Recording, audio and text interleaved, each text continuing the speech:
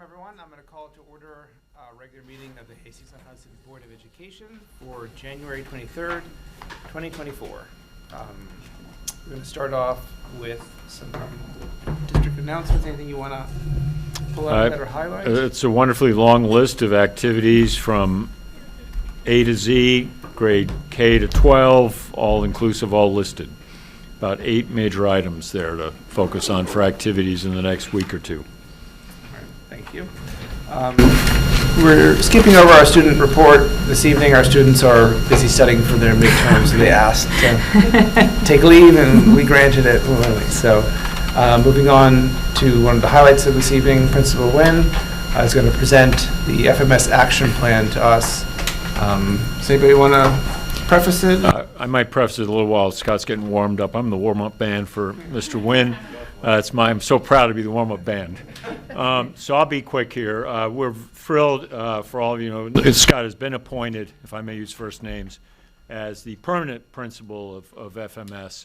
And I had mentioned it worked so well. There he goes. Right, exactly. I didn't mean to scare you away. Wow. My other presenter. Yeah, actually, he and I perform on weekends. We do we do a improv on what it means to be an administrator in public education. Superintendent talks, everybody runs. So anyway, seriously.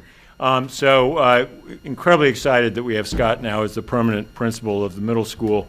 And the plan you're going to see here is very forward-looking, very conceptual, very much drawn on a lot of input. All the rest, it is preliminary, as Scott will explain. It's aspirational. It's looking out over the next several years. We're going to be talking about budgets in later months. This is really more what are some ideas that are essential and critical for the middle school as we look forward, and that's several years. And this has been in formation the last several months. So part of the process I've talked about that Scott went through in proving he should be named the permanent principal, this was one of those major sets of work that he was creating. So I know Melissa will join in because she was instrumental in the development of this plan. Camilla was as well.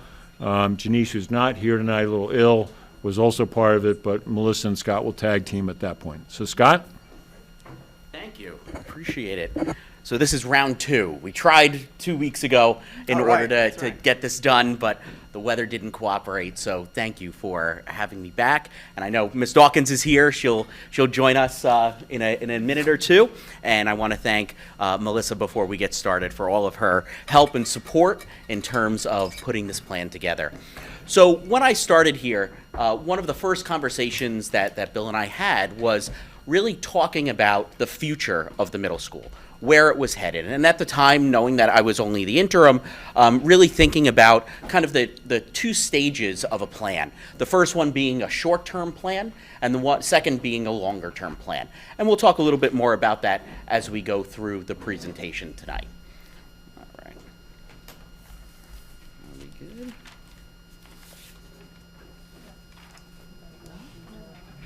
Huh? Should be working from Is there. there? Oh. Phil, Patrick can get it. You got?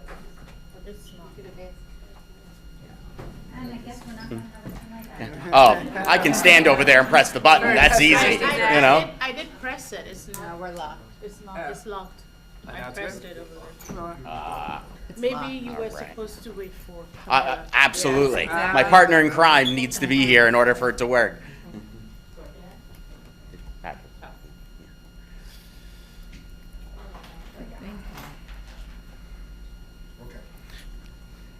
Man can fix anything. We're excited.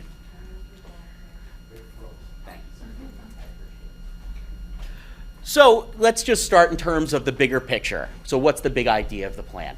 Really, we're looking at a short-term 2-year plan to kind of focus on the fundamentals that need to be addressed most immediately. So really, all of these things put together really need to kind of compile into thoughts and ideas of what are the most important things that we need to tackle first and foremost in order to improve things for our students at FMS. So everything that we're doing is going to be based in these ideals. We want to base it in the portrait of a Hastings learner. We want to look at the Hastings commitment, those attributes of the Hastings learner. Obviously, we have district goals that we want to take into consideration. The New York State Culturally Responsive Sustaining Education Framework is a key component to everything that we do now at the middle school, and we want to make sure that that is a component as well. And of course, we want to base everything we do in research. Spend a lot of time looking at research from the Association of Middle Level Educators, which is the kind of driving force, the research body behind middle school education. So all of those elements are going to come together. Obviously, we have all of our different elements of the portrait. We want to make sure that we're aligned to all of those elements, that we are really building an educational environment and an academic environment that is going to really promote all of these different attributes that we want to see in a Hastings learner. So all of these will be included as well. When I started this and really began thinking about what it means to develop an action plan for FMS, we wanted to really focus in on some key ideas. We wanted to focus in categories, kind of structure, what are some structural elements, the academic elements, social emotional elements, and really we wanted to make sure that we defined clear action steps for each and every element that we decide to focus on.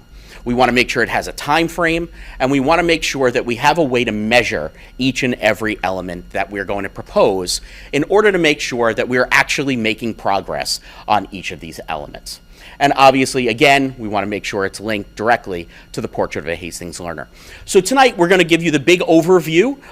There is a much more detailed document that goes into kind of the action steps, the time frames, and the success metrics. We're not going to cover all of that tonight, but this is really an opportunity to share with the community kind of the bigger picture of what the elements are that we're looking at. So this slide is really the summary slide, the big overview. So we broke down the plan into 4 key areas. First being academics, and we're going to talk about each of these different elements under each of the big kind of categories. So we have academics, we have social emotional, we have structural, and then of course you always need an other because you'll eventually have things that don't fit into the other 3. So we have an other category as well. So let's start with the academics. So we broke down the academics into 4 kind of big topics that we want to look at. One being authentic learning opportunities. That is directly from the portrait of a Hastings learner. We want to develop learning opportunities for students that are as authentic as we can possibly have. And we've been doing that, and thanks to Melissa, leading us through content area inquiries. And this year we have already started with 3 of our content areas, but Melissa and I have been meeting with all of our department chairs. Every single department in the middle school will have a content area inquiry that takes place between now and the end of the year where we will make progress in every single academic area. We're really excited about some of the things that are being discussed. For social studies, we're going to be talking about, and Melissa will talk about this in more depth in a second, but really looking at social studies practices, specifically around writing and AI. For ELA, we're going to be diving into writing across the grade levels. And our special ed team, thanks to Laura Tesfa and Mary Angela, have been doing a great work around data-informed instruction. And I know they shared some of their ideas with the board at a previous meeting, which is wonderful. So we'll be looking for each of the content areas to have that content area inquiry throughout the course of this year and then moving forward into subsequent years beyond that. It's not enough to just do content area inquiries. If we want true content, authentic learning experiences, we have to do professional development. We need the teachers to have a real solid understanding of what it means to provide authentic learning opportunities. So a key part of this plan as we go through these different components is going to be providing that necessary professional development for teachers to make sure that they are prepared to do the kind of work that we're looking to do. When I arrived, I began to look. First thing that you ask for whenever you arrive in a building is for the master schedule, to look and see what are we actually teaching. And one of the things that I noticed as we look is that we're kind of missing some of the newer things that we've been looking at in education, and we want to really kind of think about the courses that we offer in the middle school and what are some things that we might want to add as we move forward in terms of 21st century coursework. Things like coding.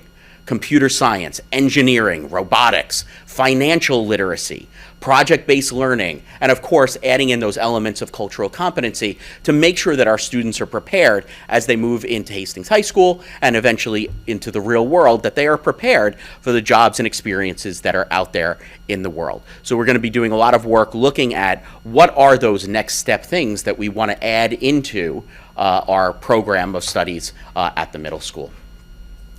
MTSS. So MTSS stands for Multi-Tiered System of Supports. This is how we support children as they go through school.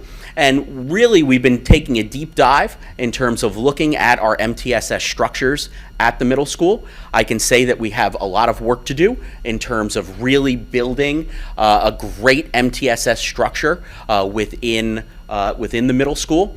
Obviously, a good MTS plan addresses both the academics and the social emotional side of a student's progress, and we would want our plan to address both of those as well. We have a great MTSS team already in place at the middle school, but it's an opportunity to have that team grow and again provide professional development around what are the newest thinkings and ideas around supporting students at multiple tiers. So within an MTSS structure, there are 3 tiers. Tier 1 interventions are probably the most important tiers because those are the interventions that happen in the actual classroom. It's before we start pulling students out or doing push-in work. It is what happens with the classroom teacher in the classroom in order to support students in the best way. So we're going to be doing some great work around providing opportunities for teachers to explore different ways that they can support students right in the classroom during classroom time. So that's part of what we're doing. Another piece of this is looking at screening and placement. How are we actually picking up that there are students who are struggling? How are we looking at to what level that they're struggling? What kind of interventions do they need? What kind of supports do they need? How are we going to place them if we've kind of passed the tier 1 supports and we need to go to tier 2 or even to tier 3? We need to do those kind of placement processes in order to make sure that we are really placing kids at the right level throughout their experience. And of course, instructional technology. The great work started before I arrived here, and we are continuing that work around the computer science digital fluency standards. All of our grade levels have been diving into where do those standards fit into the curriculum that's already in place. We're doing a lot of these things already, but it's an actual study of looking and saying, wow, oh, we do that. Where do we do it and how do we do it, and documenting that.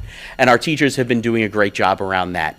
As a chair council, we've been looking at artificial intelligence, talking about ChatGPT and some different elements that are there. And how does artificial intelligence going to impact our students as we move forward? And how are we as a staff going to really embrace that idea of artificial intelligence and use it most appropriately and get our students to be using it most appropriately? So as you can see with academic focus, we've got a big overarching goal. We want to strengthen the academic program of FMS to its fullest. I'm going to actually turn it over to Melissa. She can talk about the social studies inquiry that we've been doing. Sounds good.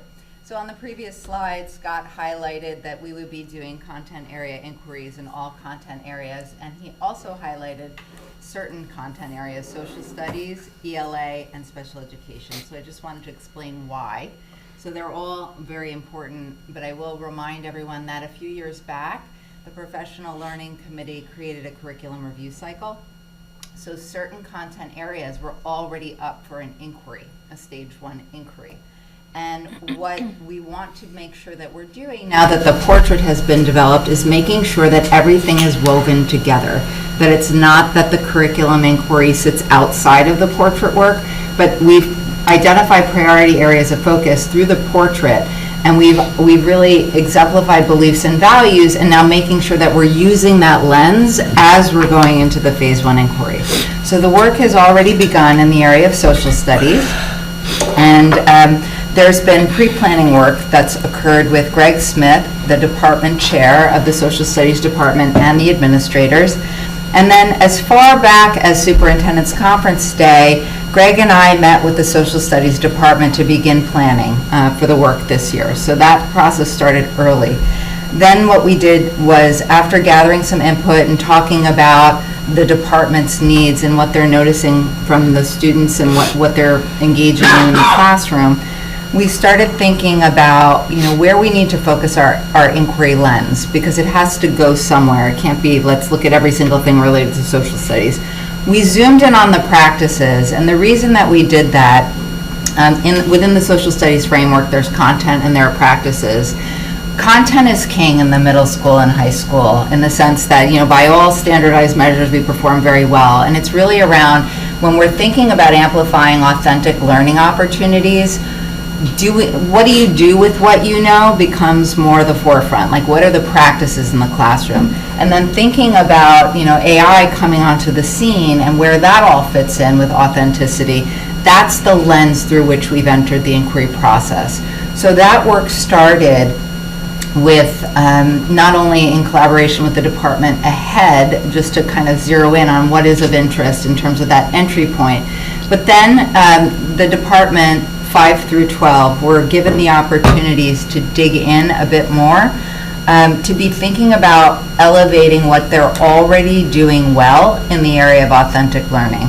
So that was the beginning point for the inquiry. And so people completed these workbooks, so to speak, where they were related to the social studies practices, but they were also considering authentic learning opportunities that students are engaged in, and the intersection with technology. How is technology being used in the classroom?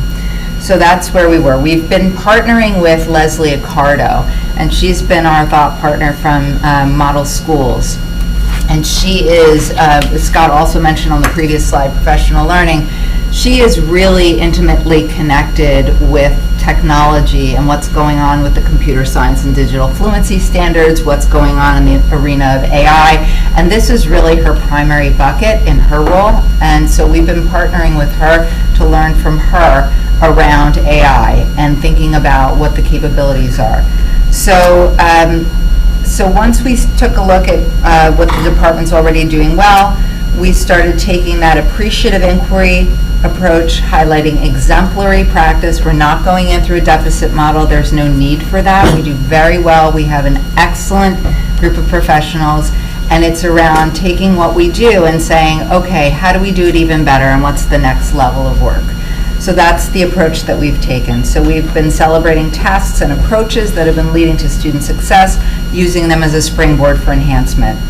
So we're going to be considering the role of AI in student learning and assignments, and that's where we are right now. We had a day planned to dig in more to AI, and of course it was a snow day, so we had a little bit of a pause, but we're picking up again on the 31st of January, and the entire department is coming together. So I just wanted to provide a snapshot of one area, one content area inquiry. It's different for each one. We'll talk a little bit now on the next slide around courageous conversation. That's another area that we're looking deeply into. Janice, Dr. Mateo Toledo could not be here this evening, but we've all been lockstep, linking arms in planning this work.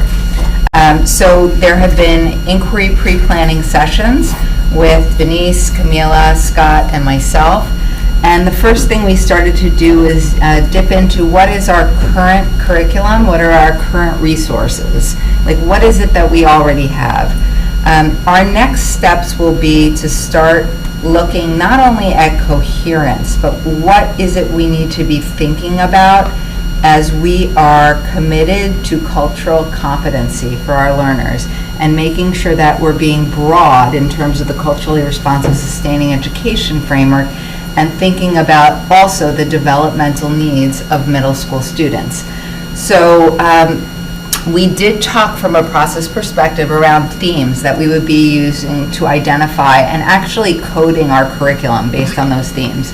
Our initial first pass at this was like a very long bulleted list of all of the things that are connected to the New York State Culturally Responsive Sustaining Education Framework. Much true to form, like any really good work that you do in the area of education. It was murky for a good while, and we mucked around about, okay, which direction do we want to go? Here's what we believe in value. Here's what the state guidance is. Here's our roadmap. here's what we want to make sure that our learners are walking away with from a place of outcomes. And then we circled back to where we began and really zeroing in and narrowing how many themes we would be using to code. And we're really thinking strongly about using things that exist and are strong, facing history in ourselves, Learning for Justice, the Holocaust and Human Rights Education Center, potentially others in terms of thought partners around this. But thinking about teaching tolerance, Learning for Justice thinks about work in this area from 4 different themes, thinking about identity, thinking about diversity, thinking about justice, thinking about activism, like how do students take action and make change in their own learning environments, right? To make sure that everyone is feeling welcomed, everyone is feeling affirmed, everyone is being celebrated and recognized. So that's the lens right now that we are entering with. And the next step, Janice will be meeting with the teachers who are currently facilitating those courses, because we are very committed to doing all of our curriculum work in a very collaborative way, and sitting alongside and really engaging together to be looking at what we currently do, creating some themes, and then looking for something to anchor us outside of our own current program in terms of lessons, a coherent structure, thinking about how we're hitting all of the marks on the culturally responsive sustaining education framework. So that's where we are. We are midstream with both of those. And as Scott noted, we've already begun meeting with all of the department chairs at Chair Council. Not only have we been doing work around AI, but we've also been rolling up our sleeves around making sure we have a very strong shared definition of authentic learning. We've been reading some articles. We've been sharing some exemplary lessons that our chairs brought to Chair Council, which were really stellar. And then thinking about things that we do where we have opportunities to make our work even more authentic. We've been grappling with ideas around, is it binary? Is this authentic and not authentic, or does there exist a continuum of authenticity? So these are some of the conversations we've been having, and they will definitely be informing the inquiries. And again, the department chair people will be working with their departments to engage in the inquiries. Thank you, Melissa. Camila, I wanted to defer to you. I know you've been very closely involved. I don't want to put you on the spot, like the courageous conversations pieces, but I just gave a very broad overview. I want to make sure that you have voice in that too, because we've all been in the room planning that together. It is exactly accurate what you said about it being murky, but recently we've come out of that, murkiness, and it's a little bit clear now in the way that there are several frameworks that we've, identified, and also, the way that we've chunked it down and codified it as to how to make this more inclusive. And then not only just inclusive with the creation of courageous conversation, but how to then now take that conversation to integrating it throughout the other curriculums as well. Oh, I'm next, okay, all right.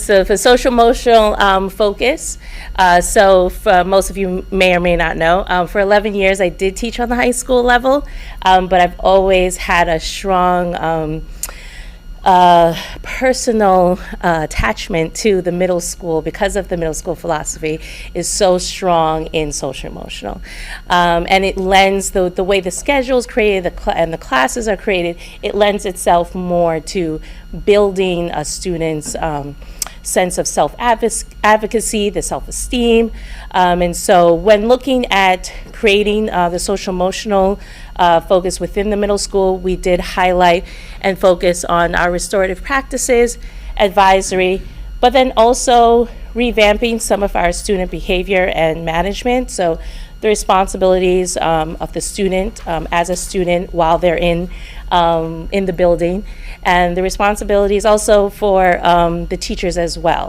who, they're under our care during the day. So when we look under student behavior, we started to highlight the class expectations.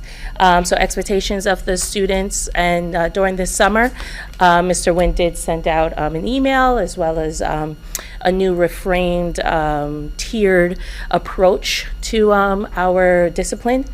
So for our disciplinary code, and then also expectation matrix and our referral process, that became more clear and defined.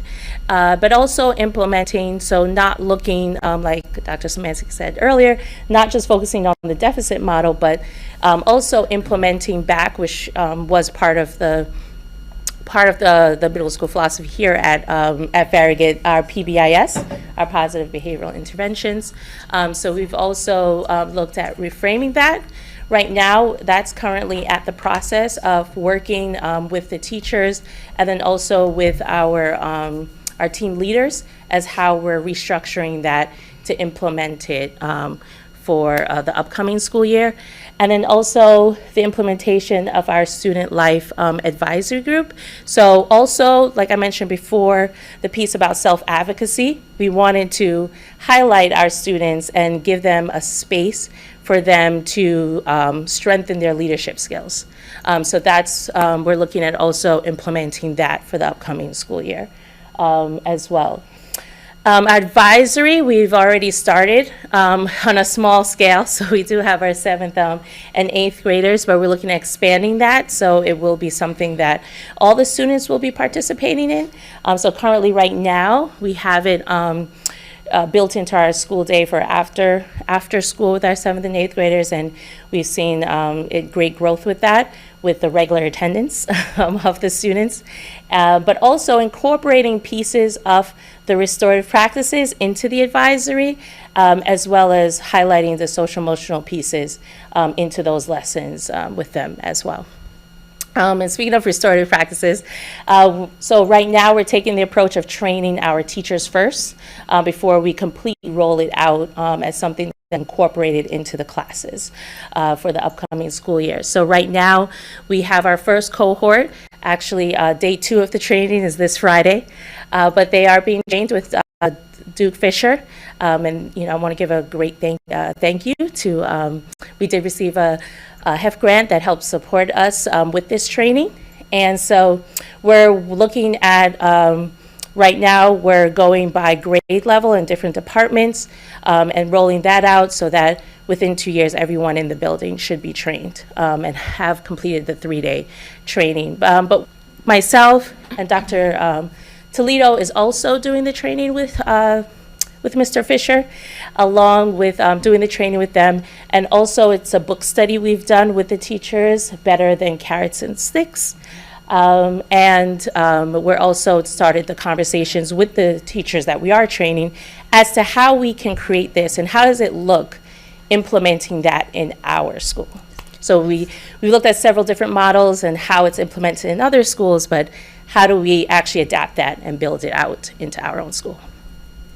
I just want to personally thank you, Camila, because Camila's being very humble right now, but she has really been taking the restorative practice work and moving it forward and really making sure that there is feedback that's been given around thinking about Duke as a facilitator and how he is very immersive and how he brings you into the experience, and also the need to have some of that concrete informational instructional, which is where the book study came in, and Camila and Janice have been actively facilitating look-fors so that when people go into that immersive training, they are also seeing very, very explicit moves that Duke is making while he's creating this environment to bring people along. So I just wanted to recognize and thank you for that, and also all the great work with the advisory and thinking about the curriculum with that in partnership with our counseling team. So I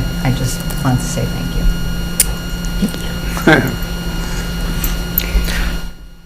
I also want to give kudos to the middle school as we are successfully actually implementing restorative circles. We have successfully run several circles with students, and I want to give a shout out to Jocelyn Perez and to Danielle Del Cerro, our 2 school counselors, who jumped in with both feet and are really on board with this work. And we're moving forward very quickly, and it's been very impressive to see how that's moved along. I just want to also highlight there too, Jocelyn Perez and Danielle DeCero have committed themselves to additional hours. So they've actually been trained more than the 3 days that the other cohort has.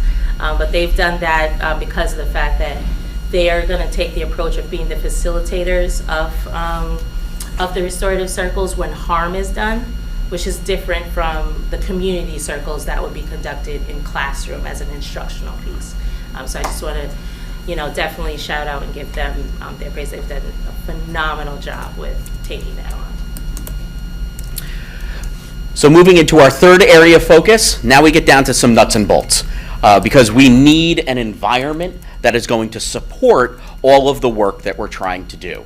And unfortunately, this also begins to talk about where we're going to need some money. So I know that's always a tough question and a tough thing to talk about, but it is something we're going to have to do. So looking at the master schedule, the master schedule drives everything that happens in a school building. So this is a critical element that we really need to jump in and look at. I can tell you right now that the FMS master schedule runs like a junior high school. It does not resemble the master schedule of an actual middle school. And that is something that we really do need to take a look at. We, on paper, say that we have a teaming structure. The teaming structure doesn't actually exist in the way that it's supposed to exist within a middle school. We don't have common preps. We don't have common planning time for our teachers. That's problematic. We are without intervention blocks. So we have no dedicated time to do that MTSS work. We're kind of piecemealing it and patchworking it together where students are available, but a true middle school master schedule provides dedicated time for those things to happen. We want to look at those current course offerings that we have and talk about what are we currently offering and what is it that we're aspirational to be looking at. We're looking at all of the AOKs that exist and the Courageous Conversations course. And of course, we're back to asking that question around block scheduling. Middle school had block scheduling. It hasn't had block scheduling. We really need to sit and talk about what is best for middle school students. Is it a return to block? Is it not returning to the block? There are logistical issues that do exist when we're a connected middle school, high school, and one's on a block and one isn't. We share a lot of staff, and that's something that we have to really be aware of as we're having these conversations. And I want to say thank you to Maureen and to Bill and to Melissa for, as I brought this forward, one of the things that is going to be a critical piece of this puzzle is bringing in a top-ranked scheduling expert to really do a deep dive into what it is that we are able to do with our schedule given the parameters and the constraints that we have. And the hope is that we are able to do that next school year, to really think through that, take some time, look at it in its entirety, and then bring to you some proposals about what we think would be best for the middle school in terms of the master schedule. But, could you just explain the difference between a junior high school and a middle school in terms of the way you're talking about it? Sure, absolutely. So, I mean, a junior high school, as you know, we can think about from the past, is essentially just a smaller version of a high school, where you have core classes, you have elective classes that all kind of fit within the schedule at different places and times, and really are just designed to fit within the course of a school day. A middle school schedule is based upon the idea of teaming, that you want to have a core group of teachers that have a core group of students that they see throughout the day, that have common planning time where teachers can sit down, they can plan together, they can have discussions around the students that they all see, so there's a common student familiarity that they're able to work through. And it's really a schedule that promotes all of the ideals of a true middle school.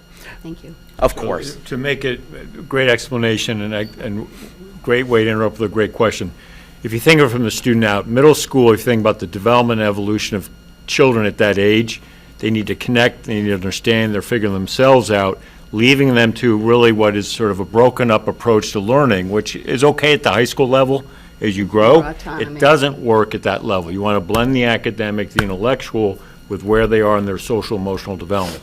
So that's really, thinking from, if I'm being even more human and clear, great answer, Scott, I'm just adding to it. Please, yeah. Once they get to high school, especially in a largely college-oriented going place, a little more breakout, more individuals, still they can collectively do work within those little classes wherever they are, but the middle school, you got to root it in a collective sense of organization, who they are, also tied to the academic. Go ahead, sorry. Bill also wanted to make sure we talk about the fact that we essentially also have a school within a school. Yeah. Our 5th grade runs very differently than 6th, 7th, and 8th does. So we really are running 2 different kind of models within the same building. And that's an important thing that we really need to think about in terms of how do we make that integration more seamless as we move forward. I was going to add something else now. And our current chair structure is either 6-12 or K-12. Right. Which raises the question of 5th grade and thinking about how we're making sure we're coherent. That's coming up too. Okay. Another area that we want to talk about is talk about common practices. And I always love to do this as an exemplar. I want everybody to think about being a middle school student for a second. Think about being a 6th grader, okay? And you are going to travel through the course of the day to 9 different classrooms. You're going to see 9 different teachers. And every single one of those teachers has different policies and practices that happen in their classroom. Things like homework policies and grading policies. How to go to the bathroom. Do you have to ask? Do you not have to ask? And you think about an 11-year-old who has to remember all the different policies as they go through the day, that I'm going to this next class and, all right, let me reframe my thought process to really fit into that set of practices and procedures. That's something we want to really begin talking about. As we build this teaming structure, we want to see common policies that exist within a team, within a grade level. Ideally, as we begin to talk about this work, we might even get to the point of having building-wide expectations where we all have agreed upon this is the way that we're going to handle homework, or this is the way that we're going to handle students going to the bathroom, or this is the way we're going to handle when they can use their lockers. It really alleviates a lot of the stress that students feel as they transition from the one-room elementary kind of setting into 5th and 6th grade and then 7th and 8th, where they are kind of dealing with this ongoing kind of structure issue as we move through. So these are some great conversations that the staff, that we're going to be able to kind of dive into and begin talking about, which will be great. And the third structural focus is talking about facilities. And I want to thank Maureen and Joe. They have been real troopers in terms of having these kind of conversations, because these conversations are very expensive. So I spent a couple of evenings here after everybody had left, and I did a room-by-room analysis of the middle school. I walked into every classroom, spent time in every room, and looked at what it is that's actually in all of those rooms. What I can say is this: the building is spotless. From a cleanliness aspect, I am so impressed by our facilities staff, by our maintenance staff, by our cleaning staff. They just go above and beyond. But the building is massively outdated. It's old. Old can be okay, but outdated is a problem, okay? And as we go through this, this becomes do we want our children learning in an environment that promotes learning? Just certain, like simple things like paint. Many of our classrooms haven't been painted in years. Years. Student and staff furniture. You walk into a classroom and there's 7 different kinds of desks and 4 different kinds of chairs, and the teacher's desk is falling apart right in front of you. That doesn't really inspire kids to want to do really well. We're not providing them with that environment that says, we care about you. The lighting within a lot of our classrooms is very dark. It doesn't promote that nice, real bright, vibrant environment. The cabinets, the cabinets along the sides, the cabinetry is old, and it's a lot of it's broken, and it just doesn't really inspire what we're looking for. As you walk through the middle school, you look up and there are wires running everywhere. there's holes in the wall in some places. So we really, and again, Maureen and I have been talking about this ad nauseum. Obviously, this is a much larger conversation. There are things that we can do within an operating budget when it does exist. Those are easier kind of things. Joe and I were talking the other day about replacing all the blinds in the classrooms. Right now, they're all kind of, hanging in different spots. You can even see it from the outside during the day, and it doesn't look clean and professional, and we want to work on that. That's something we probably can work on doing. Some of this stuff is going to require a bond referendum. And I know that's always a tough thing to do, to sell to a community, but obviously it's something in the future that we will need to talk about as we go forward. So I have that, I've included that in the plan, my analysis of those rooms, so we can really take a look at what that's going to look like for the future. So obviously all of these things involve strengthening the learning environment for FMS. And of course, we have other. It's a couple of things that don't fit anywhere that we really talk about. Communication is a big one. I had some great conversations with parents over the summer to talk about how do they feel that FMS is communicating with them. And I was very surprised, actually, by some of the reactions of parents. If I heard it once, I heard it about 25 times, that people said, oh yeah, I don't even read the emails anymore. And I think especially if you have more than one child in the district, you're getting inundated with emails all the time in certain ways. Obviously, we're redoing the website, which is great, an opportunity for us to talk about information and how we share information. We're going to be redoing all of our school documents, so our student handbooks. We're going to look at all the different pieces that we have. We realize the middle school does not have a printed program of studies. There's nowhere that says this is actually what we offer in the middle school. We need one of those. We need a new student handbook, something that when a student joins us from another community, we can provide that to them and their family so they learn and really know all about what it is that FMS is all about. And that's something that we're going to be looking at.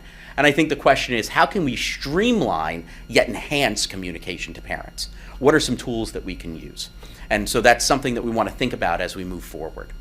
And then on the informational technology side of things, right now the middle school has really a modified BYOD, a bring your own device policy that exists. And I can tell you that we are running into some pretty serious issues with continuing with that. When a student brings their own device, it is not as unfettered as when we provide them with a school-owned device. Yes, it's still on the network. Yes, there are still filters, but we found that when a student has their own device, if they're using a Mac, they can chat between Macs, and they're doing that. Now our new thing is we're finding that they're chatting with their Apple Watches back and forth. And are they really paying attention to what they need to be and using technology in the best way? So one of the questions that we're kind of grappling with right now is, do we end the BYOD and go to a true one-to-one where we say, you are getting issued a school device, you're going to use this school device, you're not bringing a device from home. Like, we're just going to kind of end that. So that's something that we've been talking about, not only from a philosophical standpoint, but also a budgetary standpoint, to make sure that we would have enough devices in order to be able to do that. And just to clarify, some of the students who do bring their own device also have their own, is it Wi-Fi or? Right. They have their own hotspot, Hotspot. so they're They're circumventing all the our buttons. network, which, kids are smart. They really are. They figured it out. So it's something that we want to kind of look at in order to create a great environment within the middle school. One thing that I think we should begin talking about are some parent workshops, bringing parents into the fold in terms of what are the instructional programs that we're offering. And we've got a math program. How many parents actually know what that math program is? Do they know what tools that their children have access to so that they can talk to them at home and say, all right, well, I know you've got this online platform. Let's get on there. Let's talk about it. Let's dive in to that. I also would love to see us really maximize the use of our e-school portal and provide parents with some training. I have parents, every time we get to a report card or a progress report, they call and say, I can't find my kids' grades. I don't know where they are. I don't know how to get into the portal. Well, that's partly our job, is to provide training around that and be able to help them learn how to do that. And then e-school data. I would love to see us expand our use of eSchool data. There are many modules that exist within our student management system. We don't use all of them, and I think there's an opportunity there for us to really be thinking about how can we use the tools that we have rather than looking for something new. We already have a tool in place. Let's use it to the maximum capability that we can. And I had some great conversations leading into this meeting to talk about which modules we think would be really helpful to kids as we move forward. So this goal really strengthens that homeschool communication and builds that partnership with parents.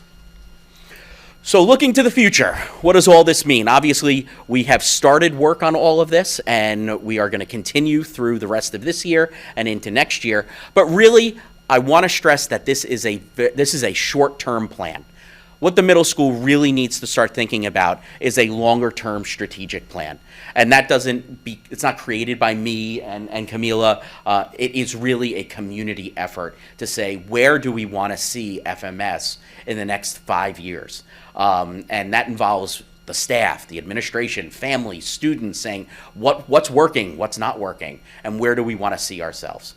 A couple of things that I would ask that the board begin to consider, and all of these do have dollar signs associated with them, so we have to be realistic about them. But the middle school every year, and most schools do this, you look at your population and your enrollments and you say, all right, well, we can drop a section of 5th grade this year. We've got a little bit lower enrollment. That has an impact on the building, and it impacts the master schedule and what we're able to offer. And I would ask that we begin thinking about stabilizing sections and saying, you know what, okay, we're going to keep 6 sections of 5th grade. For this year, yes, enrollment might be low, but it'll keep that consistency within the structures that exist within the middle school. I would ask us to begin thinking about reducing staff sharing. I know that's expensive, but it is really, really very difficult when you've got teachers traveling between different buildings, especially buildings that are on different schedules. We're very limited then in terms of how we can use staff as we move forward. As Melissa said, our current department chairs are either 612 or they're K12. Well, we don't have a 6-8 building. We have a 5-8 building. And we can't keep having 5th grade be on kind of their own island.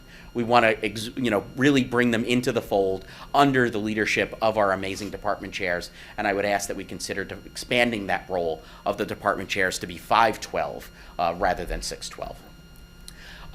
Something to consider for the future is partial departmentalization of 5th grade. Right now, students go from 4th grade to 5th grade, and yes, that transition is easy, but I can tell you the jump from 5th grade to 6th grade is a big one. Yeah. You're going from that single environment and going into a full secondary environment. I would propose that we do something, not a full departmentalization, but maybe create teams of 2, where students travel between 2 classrooms over the course of the day. It begins to get them to realize what it's like to travel between rooms, that your materials and supplies aren't right there at your desk in your classroom, and it begins to build some of those executive functioning skills. And I think it would be something to think about as we move forward. I'd love to see us building a testing support center for all of our students that get accommodations, that get support when they're doing assessments, and being able to have a place where students can go and be able to get support in those areas. We've talked a lot about supporting students on the lower end. We need to engage in the conversation about what we're doing for students who need enrichment. That's going to be a real thing that we're going to need to talk about as we move forward. How do we support the student that is above grade level? And how do we really harness those abilities and really provide them with some great learning experiences? And of course, I'll just throw it in there again, possibility of a facilities bond referendum where we can begin to do some of that great work and bring our building up to really a high level of standard. And of course, there are budgetary impacts to every single thing that I talked about in here, but the hope is that over time, we can begin to dissect this and really think about what is it that we're able to do and what is it that we'll need to kind of plan for the future in order to make the middle school even better than it already is. So with that, Let That's me the plan. just say one quick thing before the board asks, I hope, a fair number of questions. School districts, even in wealthy communities, have a constant back and forth between the aspirational and the financial. And, we'll be in a tricky budget year, like most districts around us, and you have a superintendent who, though working in wealthy districts, has only worked in tricky budget situations. So go figure that. So I know from experience, if you only look at the dollars in terms of thinking, you're stuck. So a couple days ago, and Scott's right at the table with all three principals, Melissa, Maureen, and me, thinking through what will be before you as a budget. Even Scott said, Bill, how much of this do I put out? I said, Scott, we have to be aspirational. You are aspirational here.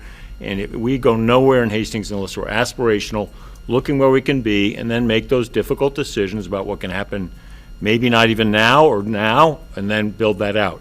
But I think the board, I think the community is with me to say we have to be thinking about ideas, potential in a planful way, and then figure out financially what's possible. Too many, particularly public school districts, stop at the dollars, can't afford it, so don't talk. And we go nowhere. So I just wanted to put that frame on it. Thank you. Let's open up for questions, comments. I'll start. First of all, I mean, just like super congratulations. Oh, thank you. Like, Appreciate it. amazing. That deserves like a standing ovation. Yeah. Too. That's so good. Thank you. I think that first, I just have to tell you, I think that in my almost 3 years on the board, that has to have been the most clear, strategic, and inspirational presentation I've seen. I mean, really well done. So easy to follow. Clearly understood what you were trying to do. You've looked through everything. I'm really so pleased. And, when you're asking for more money, when you have something like this behind it, it's really helpful. So thank you. I know that many people worked on this. So thank you so much. It was really amazing. And Thank you. I'm so excited for what you guys are going to do. I just have a couple of minor questions. I'm just curious, why focus on AI for social studies? So, It's another it's a human great being. question. Sophia. So, for a couple of reasons. Number one is that it's here. And the social studies department initially started thinking about interdisciplinary work, the intersection of social studies and writing. And what quickly became apparent is that students were already using AI to leverage as they were working with writing. And so, this is a really significant opportunity, and the department very rightfully so and very astutely said, okay, so this is a given. So just as the calculator arrived on the scene at one point in time, mathematics classes said, okay, we're going to work with the calculator, right? It's akin to that. So basically thinking about, here it is, and we're at a strategic moment in time where we're all in acknowledgement that we need to look at how technology is being used in the classroom. We have this new resource available. In some ways, the students are ahead of the system in terms of leveraging it. And then we are now thinking as professionals about how do we build it in so that it's not stealing the learning, so that you don't just put a prompt in and something generates and that's that, but basically thinking about how we can work with it as both a scaffold and also to elevate the thinking that students are doing, rather than students just typing in, can you help me write an essay on X, Y, or Z. Now, we have great kids, so I don't want to suggest that there are widely used ethical violations going on, but the reality is this is an amazing resource, and students are using it, and they should. And so from an instructional standpoint, looking at our program, thinking about social studies practices. So for example, questioning, looking at the use of questioning in social studies. And then how do we then create that intersection, interdisciplinary with social studies and writing, thinking about authentic learning opportunities, and we've got this new tool. So that's one reason, just in terms of the practicality. The second is that just as we are trying to make sure that we have very engaged, passionate student learners, we also need to make sure we're having very engaged, passionate adult learners. And this is something the entire department is really passionate about. So that came directly from the department, And so when we're thinking about how everything fits together, like how we're using technology in the district, the new computer science and digital fluency standards, thinking about the intersection with ELA and social studies, that's how that came to be. I think it's actually a very wise area of focus, and it's something that our English department is now grappling with too, though likely not the entry point for their inquiry work.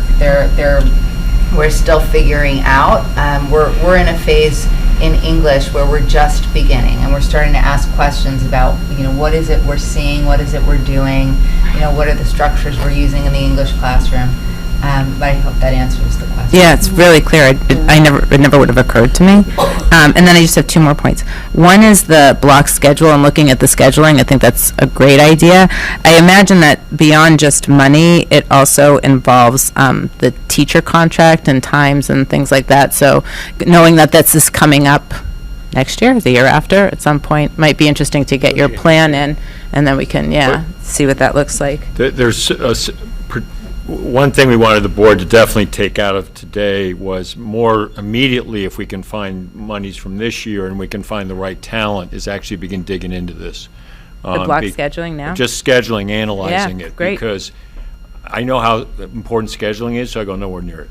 Yeah. And I have deep experience, we can explain to others sometime in a state called Ohio on that, but that's a different story. But I think if we can this year, and the trick is there is a particular town who has a long list of potential districts, but we'll have to see.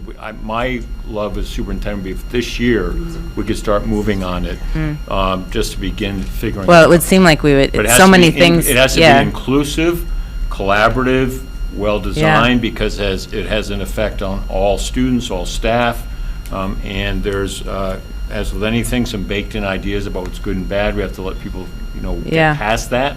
So we have to do it thoughtfully and soon. Yeah.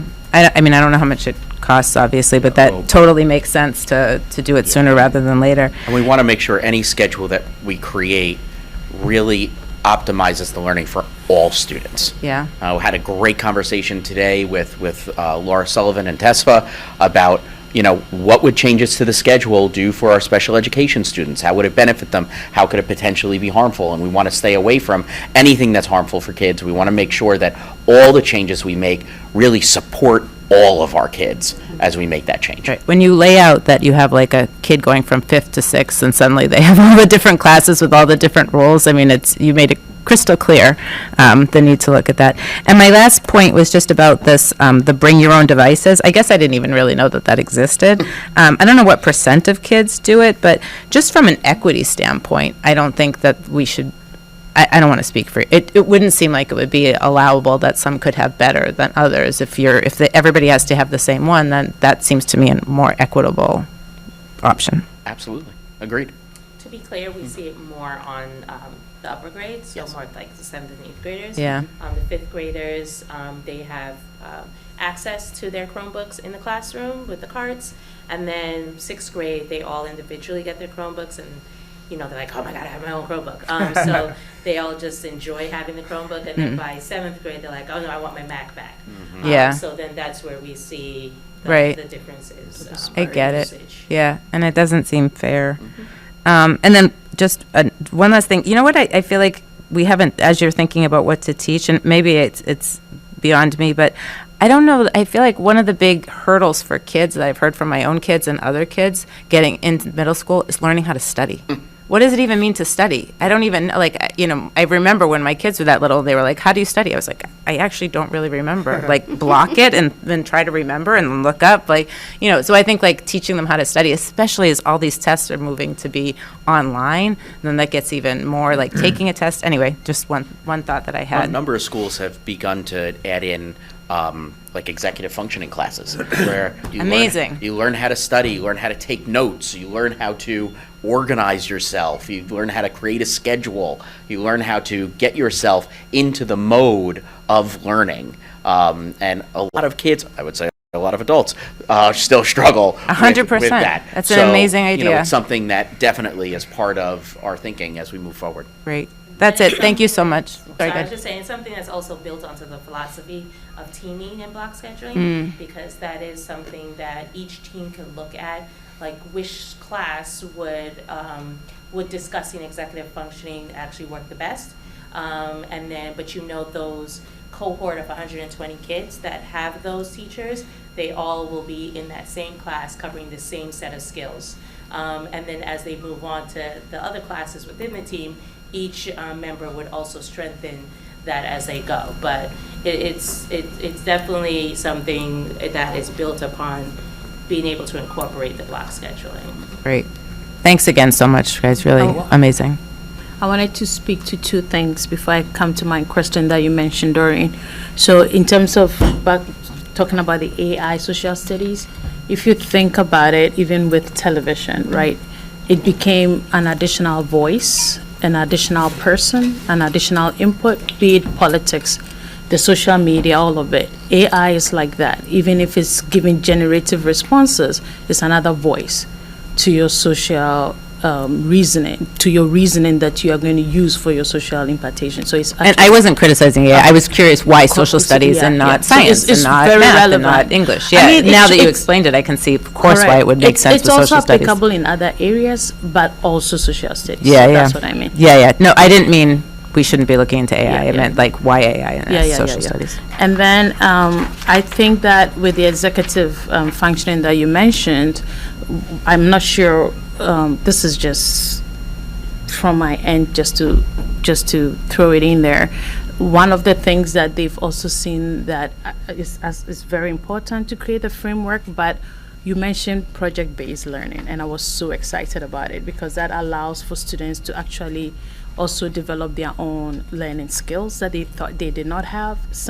We had all these dogmatic learning styles that in recent times you are realizing that although you may think you are the reader, certain disciplines you may be more prone to learn it through this particular process only because you're able to discover it through project-based learning. So I was very excited to see that. So thank you. Of course, and I have to say I've had a couple of really great conversations recently with some members of the staff who came to me and said, we used to do more of this. Yeah, it's And so I said, important. I don't know why you stopped. Let's talk about it and bring some of this back. If you have great project-based learning experiences Yeah. that you've used in the past, let's resurrect them. Let's look at them. Yes. Let's see how we can make them happen. Yeah. And I was really, really proud of those staff members who were willing to come forward and say, can we try something new? Yeah. And my theory is always, take a risk, try it. Yeah. Let's see. If it fails, who cares? We Yeah. can always make up. We can always figure out what to do better next time. But if you don't try it, Yeah. And I know. don't think project-based learning ever fails. And I feel like, I'm sorry, I'm so excited about such nerdy stuff. But I feel like it's so important in terms of the gap that sometimes public schools have with college expectation, that it creates the perfect bridge in how they can navigate college outside of even the state expectations and how teaching and pedagogical approaches are used here. I know Jody, who is in higher ed, knows a whole lot about those things, probably to some extent, but I'm very excited and thank you for bringing that there. So I had a couple of it's a mixture of different things, but it's very much connected to the culturally responsive sustaining educational framework. And I want to just provide it in a form of a presentation just to see the lens by which I'm looking at everything that got presented. So when you look at the page of the as we know, it's already a requirement. New York State is expected. And you look at page number 4, before the acknowledgement of the document itself. I'm not sure if we have it. You mean on the CRSE document? Yes, the New York State document itself, yeah, the PDF, correct. When you look at it, page 4, the acknowledgement, before the acknowledgement and even before the table of content, this statement is there, which says that the state education department does not discriminate on the basis of age, color, religion, creed, disability, marital status, veteran, national origin, race, gender, genetic disposition. All these are the human protective rights that I keep using, like I keep using.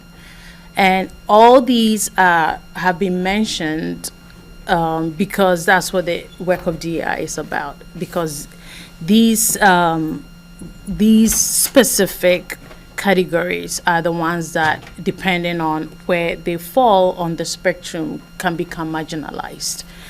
And so the culturally responsive pedagogy is sort of finding a way to bring that marginalization to a place of equity, not a new wave of hegemony. And that navigating process is critical the same way.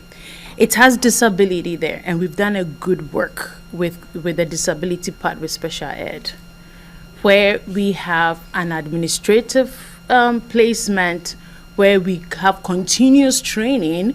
I know prior to, most of us here, except for Jody, there has been the constant, looking at the special ed, finding ways in which professional development can come in to train teachers. And in recent times, and when Dr. Makesi came, looked at what had already been done and integrated ICTs, right, in order to allow for the proper way in which the general ed students are not impacted because of the ICT. And it's still an ongoing thing that is happening. I have personally been called to get more hours for my son out of the ICT more and so it's this whole organic thing that is happening. And so, and then in terms of the as you spoke very clearly about, and thank you so much, Camilla, and oh my God, I'm blank. Dr. Scott. So as you clearly spoke about, with the holistic child, is the social emotional piece is extremely important as much as the academics. And so what I want to bring our attention to, and I would just skip a whole lot of other things that I had written down, is to just give us this analogy. And I hope that can really bring out what I'm trying to say here. We have trained COVID workers when we had the COVID crisis. Okay, trained COVID workers. They perform phenomenal work in crisis, even out of crisis, where they are needed, and that should not stop, right? They have the training, all the things that should happen with a health-related issue. However, when all is said and done, we need a permanent medical doctor expert to provide the proper oversight and prevent hiccups that can be detrimental to the health of beneficiaries. That is needed. While the great intentions of the COVID worker are admirable, or workers, and well motivated, they cannot and should not replace the need of an expert. Just as we recognize the importance of having continuous COVID workers, perform the phenomenal work that they do, there is a parallel need for, again, a permanent expert. And I'm using this analogy to bring to bear the realm of cultural responsive sustaining pedagogy, which is a requirement, and even if it wasn't a requirement, is very much needed. So relying solely on the training expert doesn't cut it. In our educational context, we have counselors as experts in connection to the social emotional learning work that we are doing. We have counselors, we have actually other individuals that are experts in some behavioral aspects that rely on psychologists and all of that as experts, as much as we are also training teachers. In terms of, we have our curriculum expert here, but also relies on the expert faculty who is a mathematician, who is, I've said this, I'm a neurobiologist. I can be well-intentioned to teach English. Don't hire me to teach your child English. Don't speak backwards. I promise you.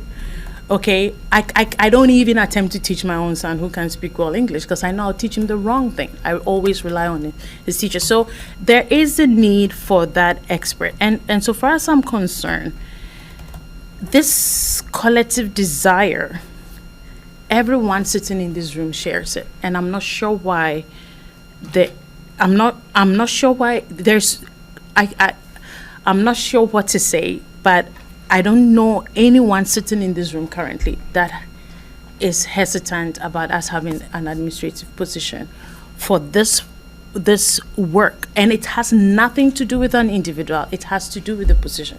Because, I mean, the community is committed to this. We are committed to this. And when there are issues, which 2 meetings ago, we had community members come in to talk about things. Who are you holding accountable? Who is going to be the one that is navigating a process that requires expert input? We cannot resort to squeaky chairs to win the day, because at the end of the day, there's someone who is an expert to be able to have the backbone to say that, I hear you marginalized groups, I hear you race people, but guess what? What you're proposing can create a pendulum shift. Who can own that when we don't have that expert? People are going to school for it. And so I would ask that, and I know this is not limited to FMS. And so I would ask that the budget moving forward includes an administrative position, because the community wants it, and it's not because they want it. Like, I'm not all about majority, but I'm all about what is expedient. For the human protective right expert position, which AKA we call DEI. You know what I mean? But it's beyond DEI, because I'm reading a document that has just listed human protective rights marginalization, and I'm not sure who is hesitating right now, why we are not just being explicit about it, and let's move on with it. So this is not, I'm just saying. I mean, if I may, it's a critical topic related to FMS, but not specific to Correct, FMS. yes, And we're in a yes. deep FMS Correct, focus here. I think, correct. you've raised excellent points as to the rationale for. I think it's something we need to come back to, if I may Yes. respectfully say that, because it relates to FMS, but it's the whole I district-wide. agree, yes. And in my view, when we fail on the issues you're raising, we're all to be held accountable. But that's part of the topic later. Thank you. Yeah, so. Thank you. Anyone else? I want to just second Doreen and everyone. I mean, my reaction when you were finished, Camilla and Scott, was sort of like, wow. It's really impressive piece of work, a lot of the thought. Hard to imagine how you do your regular job and we can sort of do this, but I think it's fabulous. I would urge you to, I remember when they did the PBLs, when it was brought in, and it really was, and I can great. tell you more about it. Would have loved to. And I think the change had to do with superintendents. That would be my best memory. I also would urge you, with Courageous Conversations, I said to Melissa, to speak to Ross Abrams. Because he he's was a person incredible. who, he brought that, I think it was after you, Susanna, I think it was my kids, but, and he did a phenomenal job, and we don't have to always reinvent the wheel, and I think, he's just a remarkable person. Anyway, but I think his good counsel, his wise counsel, could be really very helpful. I think he's. Great, so I appreciate that very much, and we'll definitely reach out to Ross. Yeah. And Janice mentioned that too. And so Janice said that Ross was instrumental, and Courageous Conversations predates my arrival to the district, but one of the things that was being thought very deeply about in creating the beliefs and values associated with the course is around identity, diversity, justice, and action. And here we are again, thinking about recentering those 4 things. And Learning for Justice, which is an organization that really does very well and strong work around supporting the opportunity to learn about culturally responsive sustaining education framework related content, but also around challenging the status quo and confronting bias and really thinking about how to take action and make change. At that time, didn't have lessons, and at that time, didn't have developmental content at that time, didn't think about coherence between elementary school, middle school, and high school. And here we are again, coming full circle and saying, let's come back to where we started, and also let's broaden our horizons to see how we can really dig in and revise and see what exists out there that's tried and true and strong, and grow our program in a very coherent developmental way. Thank you. I just actually just have a comment, and it's more of an observation. I just wanted to say that the way that I heard the presentation, I concur with Doreen's comments, and I really want to say that the way that I experienced it is that your presentation came across as very student-centered. In terms of the areas that I really I found to be very impactful is that you spoke about the content and how important it is to move on from this building as a transition and have a foundation, but not a foundation just in what the traditional subject matter is that we've been excellent at mastering, but also those places that perhaps we've had not necessarily a void, but that we haven't had as many offerings in. And I think to the extent that we can buttress that foundation for our students, we're serving them well. And the second prong of that is that you really want to do that in a developmentally appropriate way. So the fact that there's, thought given to the commonality of practices across, again, your illustration of how it is experienced by students who are still very young and are not equipped necessarily to be able to manage, a variety of different tasks at a fairly sophisticated level when they're so young, and the fact that you're really giving in-depth planning for that, I think is really something that is going to be a long-term reward for these students. So I want to express my appreciation for that, because that's the most important thing I think that we can do for our kids, is build their confidence and their ability to be autonomous kids as they move on to the next step. So thank you. Yeah. Can I second what Sylvia said? I think we talked a little bit a couple weeks ago about sort of, just from my personal view, the conception of a middle school is like, in elementary school, kids can kind of get by on innocence or naivete or moxie, whatever thing they're interested in. But one of the hard things for a parent is when your kid starts to get older, and you're like, don't you like that thing anymore? And I'm not interested in that, or eh. And so I've always seen middle school, and what impresses me so much about this is the steps you're talking about touch on this. The middle school is where kids learn that the school is a resource that they can take advantage of to build on what natural ability, interest, talent they have in them. Not just let it go, not let it wither away. And that connection, to make that connection, everything that is here, to your point, it feels so student-centered, whether you're talking about 21st century subjects, which are more applied, less abstract, or whether you're talking about MTSS, which has been so thoroughly proven to work so well. If it was proven already and it was proven again, it's the only thing that came out of pandemic interventions that really yielded results. You're talking about cultural competency, people being comfortable in the classroom. It's exactly what it needs to happen, and I'm thoroughly impressed, and I couldn't be more excited. Put my kids back through. They're all in high school. But also, one thing that caught my eye and I thought was very interesting was the restorative practices, and especially how those were broadened out. I don't know if it was a conscious choice, but broadened out to classrooms. And because I feel like in some districts, I've heard or seen it done where restorative practices are an administrative tool. And I just think it's, we can look at the top down, we'll look at bottom up, but this to me strikes me as the right thing, because you talk about community circles or restorative circles or just being a part of the classroom. There's no space for kids to ever say, I like that thing or I don't like when that thing happens, except sort of in the privacy of their own conversations. And there's a certain loneliness, frankly, when you have an idea just by yourself, or it's very easy to ignore it. And I don't know if it's a conscious choice, but I think it's so valuable that kids at that age have a chance to elevate those feelings into sort of the currency of the classroom, sort of, and that's it's a real opportunity. So I'm excited to see it, and I hope that's where we're pushing with that. So, well said, Alex. Yeah. Yeah. Well said. And I want to just say, want to quickly add that. Oh, sorry, you go first. I want to Please. I want to say that absolutely. To be honest with you, I should have said that first. But your framework, the structure in place is superb. I totally love it.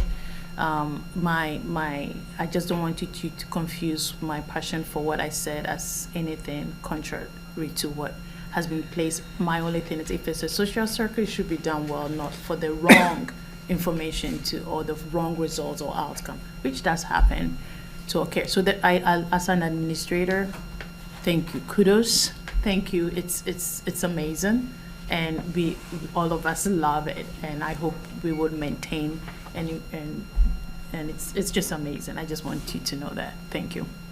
I just wanted to say, I want to, thank Camila for keeping the restorative practices at the front of our work and making sure, as we kind of talk about the future of restorative practices and, we see it as a tool for all. Correct. That how can we walk into a building one day and walk past the classroom because something came up and they circled up and they're having a restorative circle right Correct. there in class, addressing issues, talking Correct. about them, and then moving back to the teaching and learn and moving forward, Correct. because that's a teachable moment Yes. in itself. And I think you're absolutely correct in the sense that it's a tool for all. Yep. It is not, isolated to certain situations, to disciplinary situations too. Right. It can be Correct. used in so many different ways. Yeah, absolutely. I'd like to say thank you for that, especially, your whole plan is so comprehensive, and I have 2 middle schoolers, a 6th and a 7th grader, and I hear so much stuff, and you may have, well, it's not, there's 6th and 7th graders, 90% is not good stuff. I was gonna say, we take the good, the bad, the ugly. Like any kind of information is always helpful, that's for That's I'm just right. sure. happy they keep coming back. Right. You may have already thought of this, but I really think keeping your finger on the pulse and having a group of 10 children who you meet with every 2 weeks to really hear what's happening Yeah, on hearts. the ground Yep. is so crucial, because their social emotional, I don't know what to call it. It's kind of crazy, 6th and 7th and 8th grade. I mean, they can give you so much information. And so I just really encourage you to really have their constant feedback. Last year, and I'm sure you've heard about, there was a big issue. And I felt the response was very general.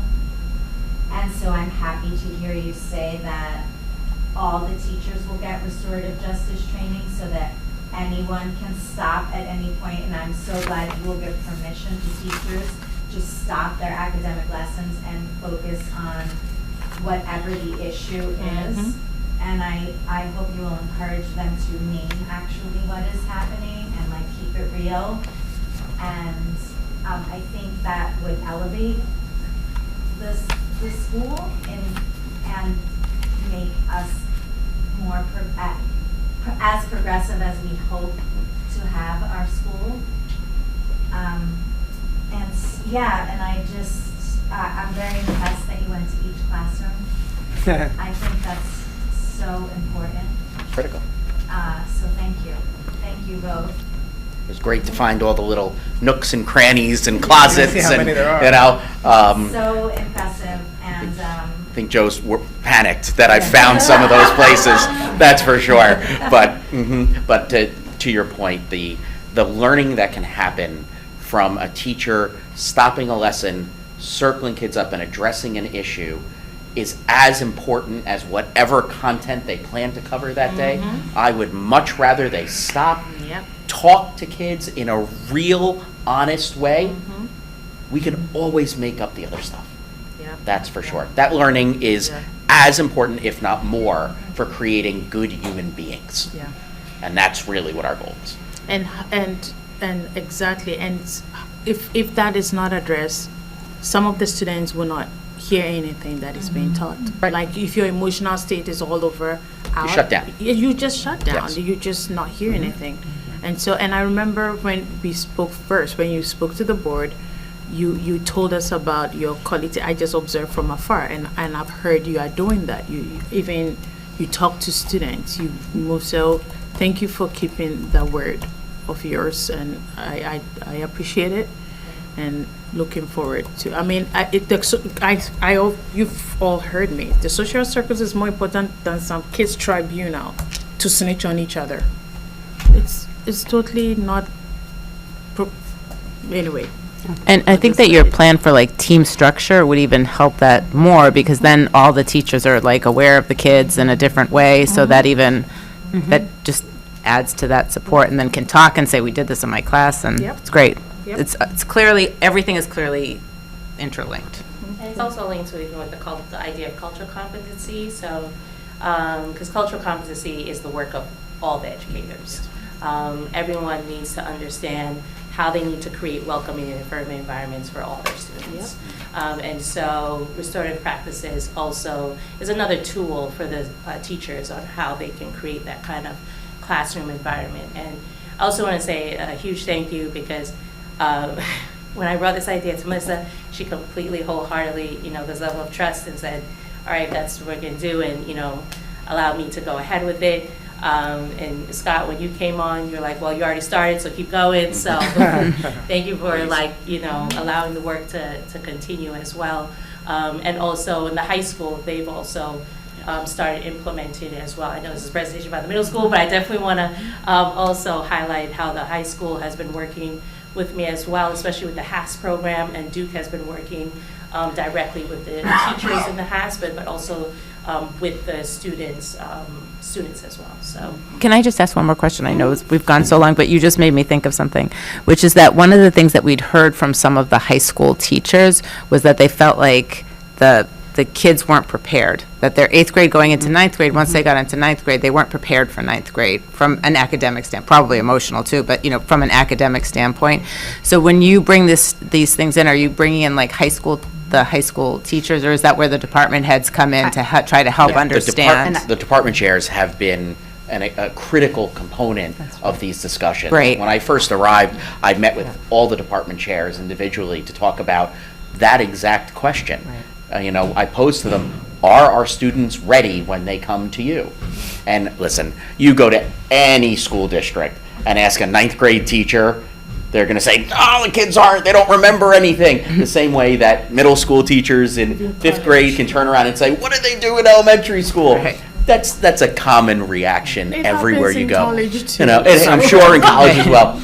But to really talk to teachers and say, are there skills that you need us to really focus on? Those are the really valuable conversations. And I'm glad that we have such an open environment between the two buildings to be able to have those conversations and have them honestly. Yeah. And structures matter greatly for that too. So we've started meeting with the department chairs around the inquiry work, and it was not accidental that Lou was invited to those meetings to make sure that we were, even though he is transitioning, both from his understanding of feedback from the high school teachers in general, and also symbolically to make sure that we understand structurally we are one big system and thinking forward in that way. That's been important. We have a parent literacy presentation on the Hillside Literacy Program coming up soon.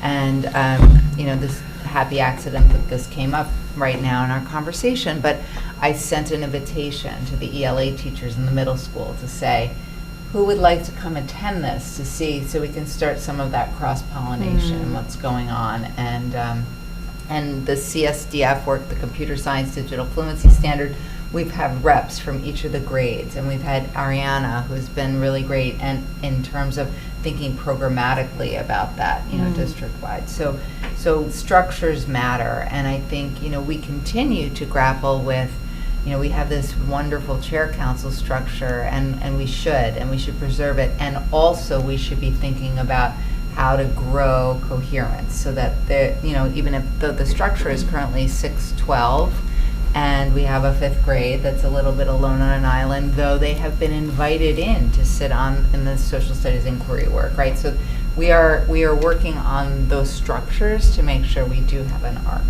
Great, thanks. Thanks for spending so much time on this conversation. I can't think of anything that's more important that we're grappling with in the district right now, so thank you. I would just add my compliments for how comprehensive it was and the continuity, to Melissa's point. Kind of no stone left unturned, which is, it's really impressive. It's ambitious. And it's about possibilities and continuous improvement. So really keep up the great work.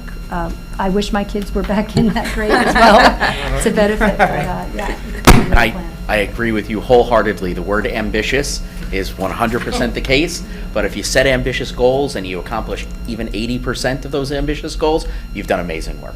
So the hope is that we are able to, kind of spread this out over time, and be able to really hone in to make the middle school a really more amazing place than it already is. Excellent. Thank you. Thank you both very much. Thank you. Maureen, you don't really want a middle schooler again. We do. With COVID. Oh, yeah, actually, exactly. COVID. All right. Thank you. Can't wait till it's over. Thank you. Next big topic up, we're going to move to an initial look at a calendar recommendation for next year. How do we want to get into this? I got it. Okay, you got it. I got it. So actually, we need to adjust the screen. I just need the clicker. I could go up there, but thanks, Scott. And Scott is here representing the three principals through this calendar discussion, because it's, Melissa's going to change it. So while we're getting the screen set, because that's going to be the survey, I'm not going to start with the survey. I'm going to cut to the chase, and we will talk about the survey. But we brought to you a recommended calendar that's had a great deal of involvement around it. Started the outreach process earlier this fall with parents and community representatives, particularly through the IWG, who we also talked with today, and members are here, and they, I think, are feeling good about where we're headed. I think this calendar does put together what the largest share of the community is seeking. And as we were building it out, lots of feedback loops, most recently then with the administrators to make sure it would hold together, obviously with the bargaining unit leaders to make sure it checks all the boxes and all the rest, also coordinating with the other districts in the region. We are about a month ahead because we can thank the state for being a little sooner than they've usually been on dates, and BOCES for being a little sooner. But roughly in this several week period, the quads who have to be most connected, we're all talking with our boards about the calendar. I'm going to get a little specific here just to help you, but if you pull up the calendar in front of you, just so we'll walk right through it. Can we put on screen by any chance? You have it right in front of you. We thought it was easier Okay. than, and we can try and get it up there if you want. Okay. So let me just go through it. Just so we've decided to have 2 superintendent conference days as opposed to 3. You'll see that for the 27th and 28th in August. Then up until the first day of school on the 4th, it would be a Labor Day weekend. I'm going to tuck in some survey findings as we go. The survey feedback, and again, we had some 800 plus people respond to that survey, so very good response, especially from the families. But strong feeling in Hastings, start after Labor Day whenever you can. And the 4th allows us to make use of some days later in this calendar. Rosh Hashanah is out of school time in October, if we jump down to there. We also have Yom Kippur, just be clear, is on a weekend. Columbus Day, Indigenous Peoples Day, is a day off, that's on the 14th. Coming in November, we have Diwali as a day off, coinciding with the day off for Superintendent's Conference Day. That's also a parent-teacher conference. Scott and Lou are thinking about changing the way we do parent-teacher conferences for the middle school and high school. That's kind of immaterial to the calendar. This date is very important, though, for the elementary school. So we understand that Diwali, those who would recognize it, they're out of school with their families. We would be able to work with them as to when their parent-teacher conference would happen. So they may not be, if you will, penalized by having Diwali on a superintendent conference day. I'm going to come to the survey. Survey said very clearly, in large proportion, Hastings values the recognition of cultural and religious days and moments. Hastings also wants our children in school. That's another big takeaway from the survey. We think by combining the recognition of Diwali with Superintendent's Conference Day for the fall allows us to achieve both, and especially if we build in that flexibility for elementary families who maybe need that recognition. Can I just ask you something there? So Diwali on a superintendent's conference day is on the day of Diwali? Yes.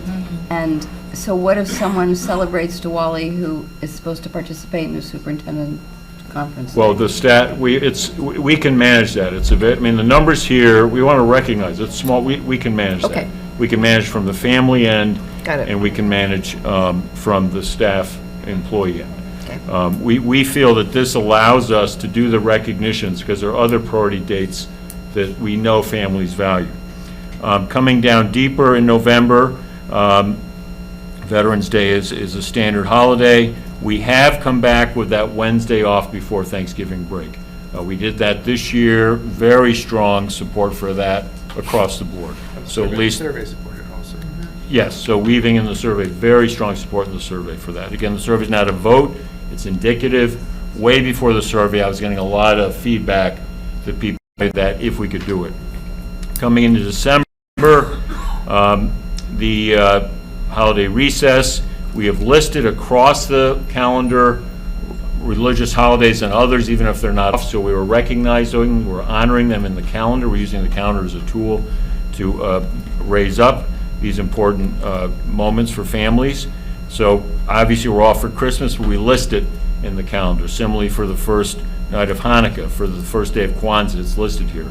Coming into January, we're off on the 1st, but we are right back on the 2nd. Unlike this year, we'll come right back in. That, if you will, cushion day of the 2nd, we can't use that.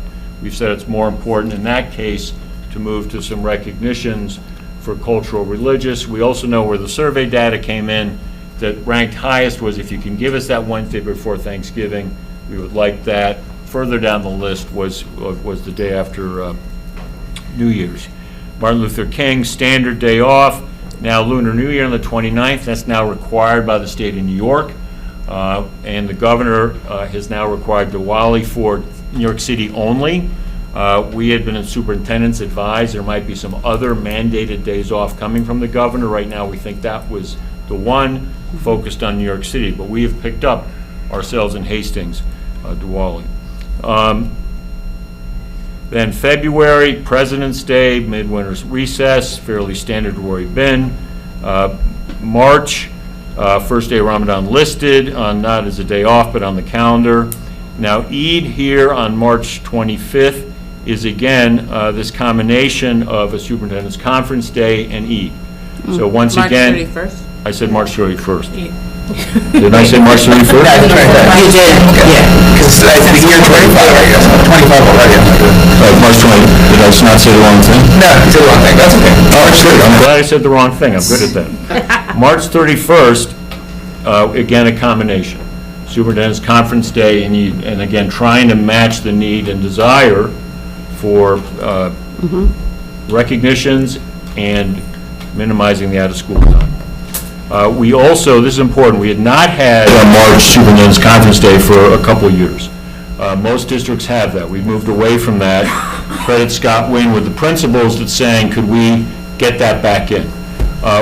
We want to, the only thing that will do is it will help mitigate, I'm not going to say eliminate, it will help mitigate the professional learning time during the regular year where we're pulling teachers out and requiring more subs. That's still going to happen, but by a well-designed Superintendent's Conference Day in March, we can pull down that amount of pressure for that professional learning, if you're with me on that.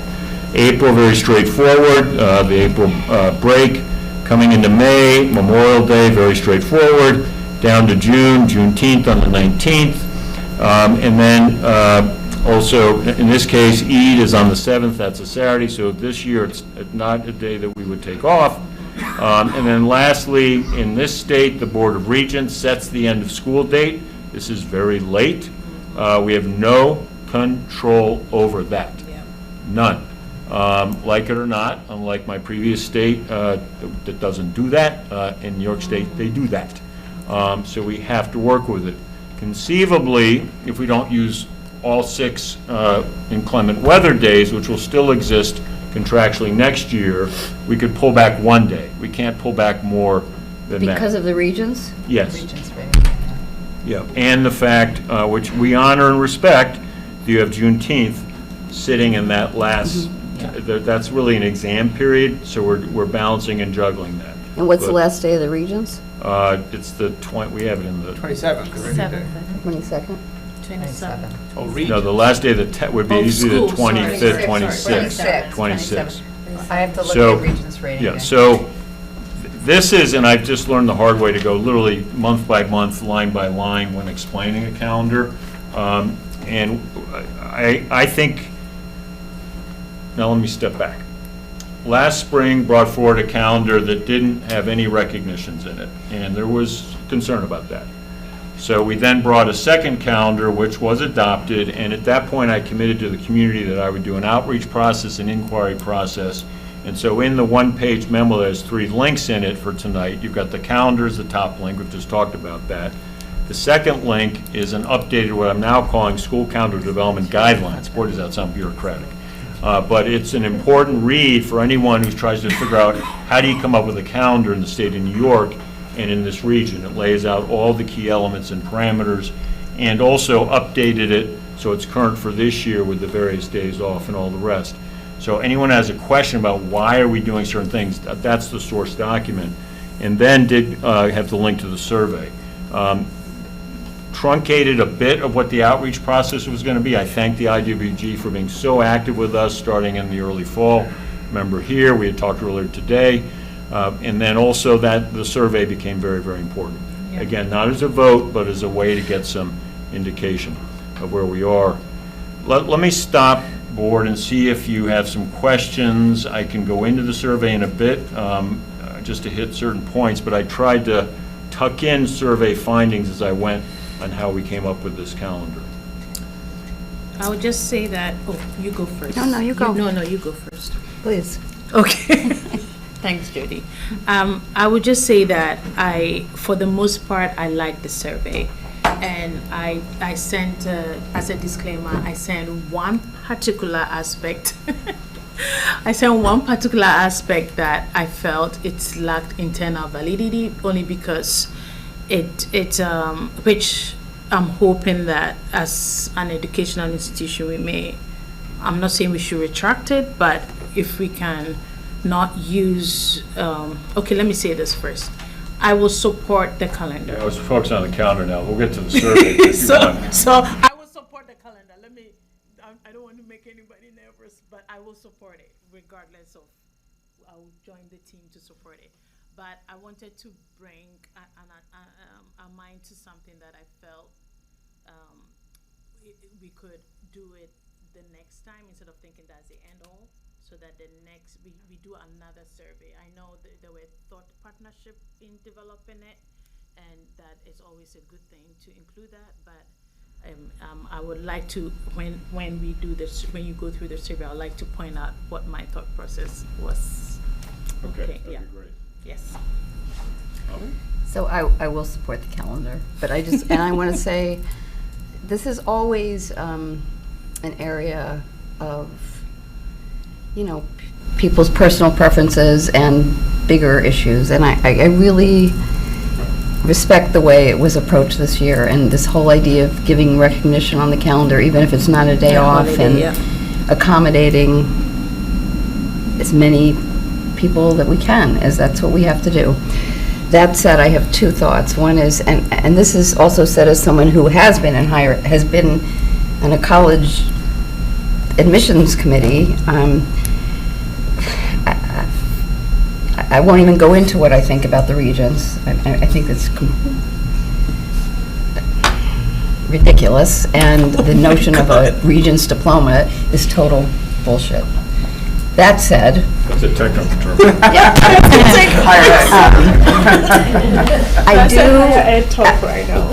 I do, we did get some emails, and we've heard from people who have concerns about when school ends. And I appreciate that there's nothing we can do about it. But it's really awful for kids that seniors graduate so late. I think it really interferes with their summer plans. I think historically, over the past I'd say probably 10 or 15 years. Summer camps, sleepaway camps have totally changed their schedules because colleges start earlier and then they lose all their counselors. And it's funny because there was a letter from a parent about their child and summer camp, and I remember once when one of my kids was probably a junior or senior, and they had to be at camp for training, and so they went to camp and they came home for one day. You know, we gave them the car and they came home for one day and took their regents. But it's just really unfortunate we can't be ending like we're ending this year, and graduation, everybody's done anyway, have graduation, but obviously this is what we have to do. Yeah, we had a question that came through today on why the recommended calendar has graduation on the 26th of June. Last year was the 20th. This year This year is 20th. 20th. Thank This you. year. Yeah, I know, you know what I'm trying to say. Yes, You're yes, saying, you're yes. thinking better than I'm That's your talking. calendar. Yes. Yes. So, but here's the issue. Thursday has proven to be the better night for for graduation. graduation. Right. It allows families to come in for a longer weekend. Right. And this, in the proposed calendar, we don't control June 19th. That's that Thursday, which is just So put. Juneteenth. Juneteenth, that's what, so we're off on, so that's a Thursday. So that is what's brought us to the 26th.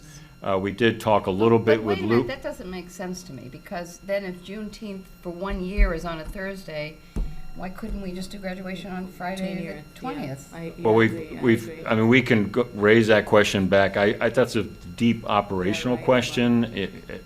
Got it. Graduations on Fridays get to be a bit of a challenge for a bunch of reasons, but we can go back between now and the 12th and look and see.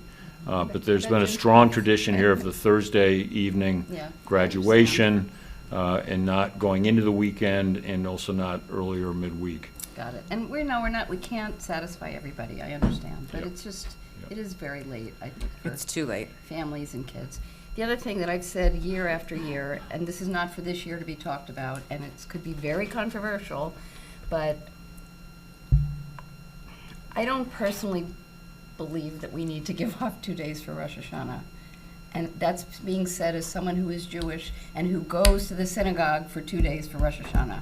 I don't feel like when we're trying to figure out days off and days for school, and I sort of wonder like how, I feel like if you want to take the day off or you want your kids and your family to take the day, you can take it if we give 1 day and we give Yom Kippur. And I know where it comes from. It's historically from New York City. It started, I believe, Bill, and what the way the calendars were and sort of back in the day. But I do just throw it out there for the future. I really feel like and I'm willing to be the target and take the hit on it. It just feels like when we're struggling so hard for days and days off, it just feels a little bit excessive to me, because I think there are a lot of Jewish families who don't observe. If they observe the holiday, they don't necessarily observe it for 2 days. And even in my family, I do and nobody else does, so. All I'm going to say about that, Jody, is I am not Jewish, but I know that when it has been floated in the past, at least in the 6 years that I've been on the board, it's definitely not something that has been embraced by those families who do observe 2 days for Rosh Hashanah. And also one of the points that families often raise is that in our peer districts, they do take the 2 days. So we would be an outlier if we only had a 1 day for Rosh Hashanah. So I'm just saying that based on my limited experience. I know that. I just always. Yeah, I think that sometimes decisions get very difficult, and that's how come we rely on the community. And for me, that's part of what I wanted to, the input I wanted to provide. That if that particular aspect of that survey that I said lacked internal validity was presented to the community and the community provided that input, then that's what we are going to go with, instead of having Jody to get some bashing only because she's providing her perspective, or Sylvia bringing how people have ganged up, right? So I feel like there are ways to do these things that allows that equity to occur, and you saying that nothing should be on to begin with for nobody to be bashing anybody. So it's all of these different perspectives that are individually valid. So how do we actually come to that equitable conclusion. And so for me, I mean, again, I'm not sure if I can show it, but We're going to run through the survey, so, so I, okay. maybe just get Yeah. comments So, on. I so still when have to want to we- talk Really about comments the on the calendar. calendar. Okay, Yeah. so once we,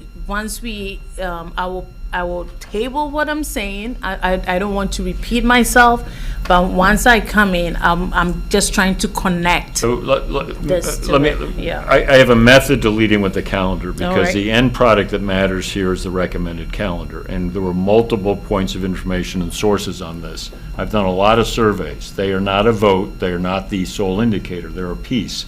So I didn't want to lead with that. These are going to probably be excellent points, Dr. Lang.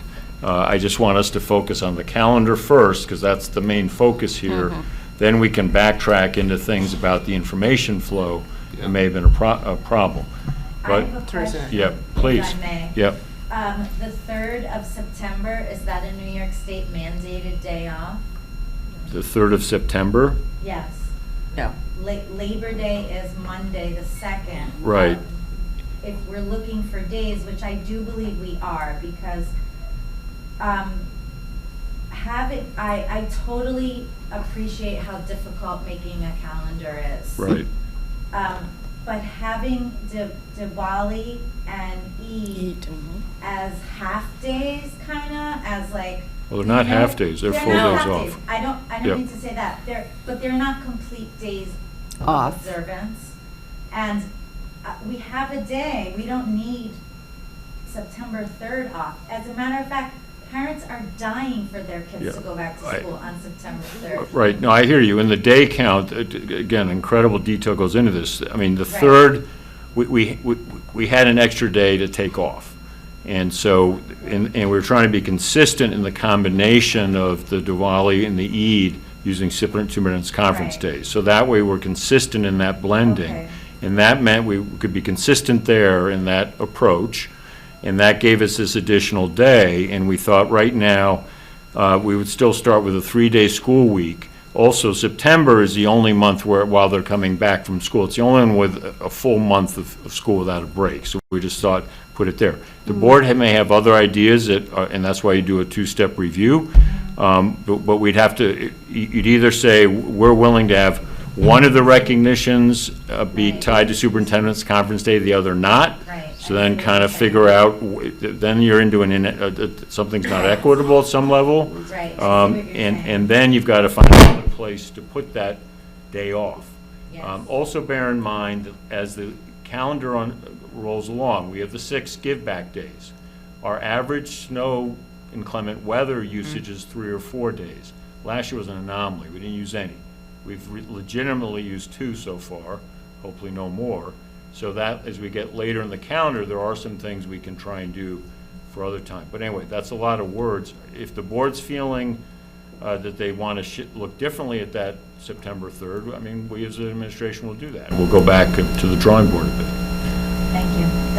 Those are my, I think community members really, you know more, you really looked at the survey results. I do think finding a way for Diwali and Eid to be official days off where no staff attendance is required really sends the message. But you know this. I understand this puzzle. But we want to send the message that these are very important days. This Right, no, might- I hear that. Yeah. We're not trying not to send the message, we're trying to say, how do we recognize these Yes. and find the days to do I it? Because understand. otherwise, So yep. I just wanted to add, this might be the right moment to add it, actually, as About we're the having these diversity committee. conversations. The diversity committee is also thinking through Heritage Month, celebrations, holidays, and how we can think about not just the ones that you see on this calendar list, but including the ones that you see on this calendar list, around how we can create access to resources so that people have opportunities to teach into these things. That things are at their fingertips. So we are honoring, because one of the complexities with creating the calendar is that what happens one year can't even necessarily happen the next year because of where tests are Right. falling, how many days. This year, Lunar New Year is a new mandate, it wasn't, so regardless of, where we were about, would that have been a superintendent's conference day? Should that be a day? I mean, these are so complex, and, and I think the intention would be to do as much as we can to make sure we're honoring. And so the diversity committee that is their charge, that is their goal for this year. Can I add on to that? That raises a point, which is, I think a lot of people have raised, that, do we do better by teaching about these observances? Because, days off are sort of a precious resource. Even on this calendar right here, fully 1/3 of the weeks that we're in school are not 5-day weeks. And that's particularly important when you go into the high school with continuity. Where there's in high school you have a class every other day. It's particularly important when there's a lot of test prep that goes on, and kids take it very seriously in 10th, in 11th, even in 12th grade. So that's a wrinkle that we have to also be mindful of. The balance, not just between what day off, but are we better served by doing something for that day, rather than just taking it off? So I would, I think I'm echoing what everybody is saying, but also placing emphasis on that equity part. Because we have to find a way where, again, I'll go with what the decision becomes. I'm not going to be an outlier to say no to the calendar. If we all say no, I'll say no. If we all say yes, I'll say yes. So I just want that to be very clear. But I also want to say that next academic calendar year, we have to redo a survey. I mean, Harvard has retracted some cancer supposedly gerrymandered stuff. It becomes important when we group things. Like, we will save Jody from saying what she said if we group things, all religious things. Let's send the survey and see how it works, and let's see how people select it. And so that's the community's voice with such difficult thing, and then we have it there, nobody says anything. So I would love us to go there, because I really want to show definitely want to them. walk through the survey. Can I just because have we a keep- comment about the Yeah, calendar? Because I know which question you're going to, Yeah. and there's a We need method to that question. Yeah, I definitely want to reach that part. I just wanted to say thank you for all the hard work. I know every year, I bet like 30 years ago, admin just made a calendar and was like, this is it. Excuse me. That's that. Sorry. I don't think that's what happened, but it wasn't. Really? Well, I no, know. it was The easier because there 70s weren't and as 80s, ma- yeah. actually, there are more, Diversity. Yeah. there's more diversity and more Right. holidays to Well, anyway, my point considered. being that I appreciate you taking the thoughts and about, all of the different people in our community and the needs. I think this is a great calendar myself. I love that there seems to be a cohesion between the survey results and what you've given us. And I think it's really important to emphasize what Alex said, is that, 1/3 of our weeks of school are not full weeks. 1/3. It's crazy to think that. And, it's nice that this September, that the kids will actually be able to go to school the full time for the whole month of September. I think that's probably really important for the elementary school kids especially, and for the high school kids to really get back into it. I hate that school ends so early, so late. I can't, in terms of like, there are kids in high school who need to make money over the summer, and that's why, one extra day might mean something, like that's, they're raising money for maybe just like a car, but maybe for college. I mean, they need those weeks to be able to have off, and it's just terrible that it's so late.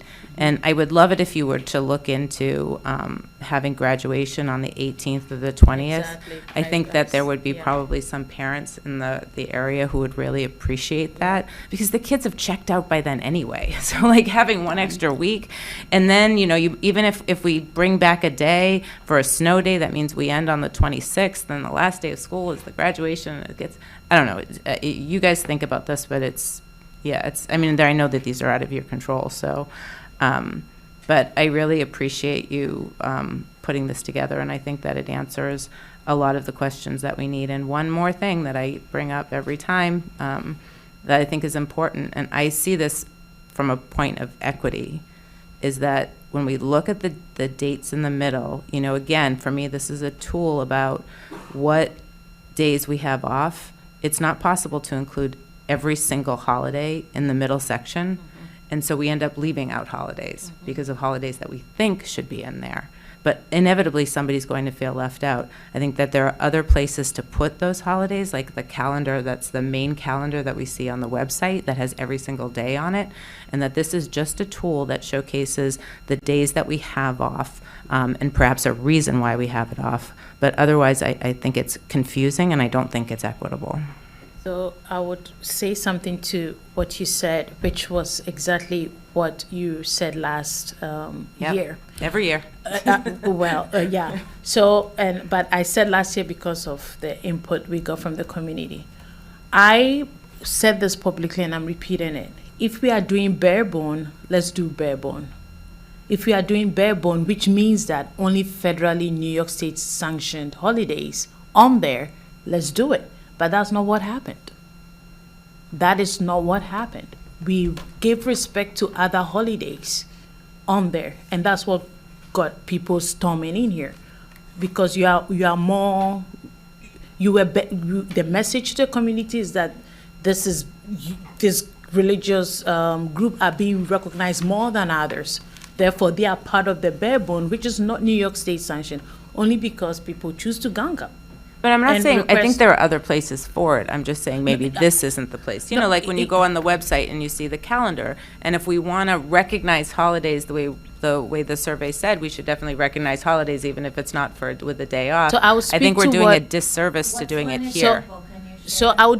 I will say it with reference to what Melissa said, that there is even more to the calendar about the holidays that they are working on, correct?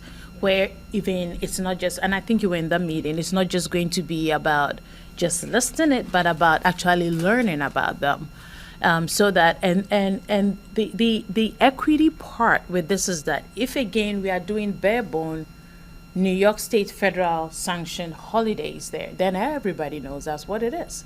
But you don't get to put other things there, and then on their refrigerator, and that's the input we were getting last year. On their refrigerator, they are seeing their classroom mates' holiday being recognized when it's not federal. People are not stupid. To be told, it's not written on people's forehead, especially in this town. So that caused people to be outraged about the fact that don't even give me the holiday, just recognize me and let my children feel included. And that was what we were hearing.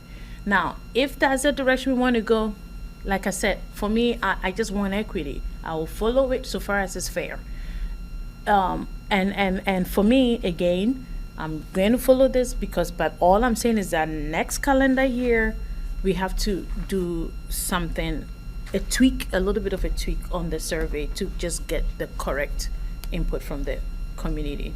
That's all. Can you give an example? Well, I don't know, I'd like everyone to comment on the calendar. Yeah. I'm going to hold strong to the method here. I'm on because, the you know, calendar. Right. Oh, were you on the calendar? Or Yeah, yeah. No, No, I was on the unless calendar. there are no other comment, I mean, it's for you to. There is more coming up, that's what I'm trying to point out. Yeah, I think most important to me as superintendent is understanding where we're on the calendar. Yeah. Because that's where we have to adjust. So one adjustment, I'll go back to talk to Lou about, is September. it possible, given it's a different sort of year with the way dates fall, for having the graduation on the 18th or the 20th? To issue on the September 3rd. Well, I don't know where you're on that, because I think that's something for you as a board to talk more about, as to whether you are willing to have one of those 2 days we've tied to Superintendent's Conference Day not be tied to an observance. We as administration said, let's try and be consistent Right. this year, and also we are recognizing the feedback in a variety of ways, and from our teachers, most importantly, we need continuity.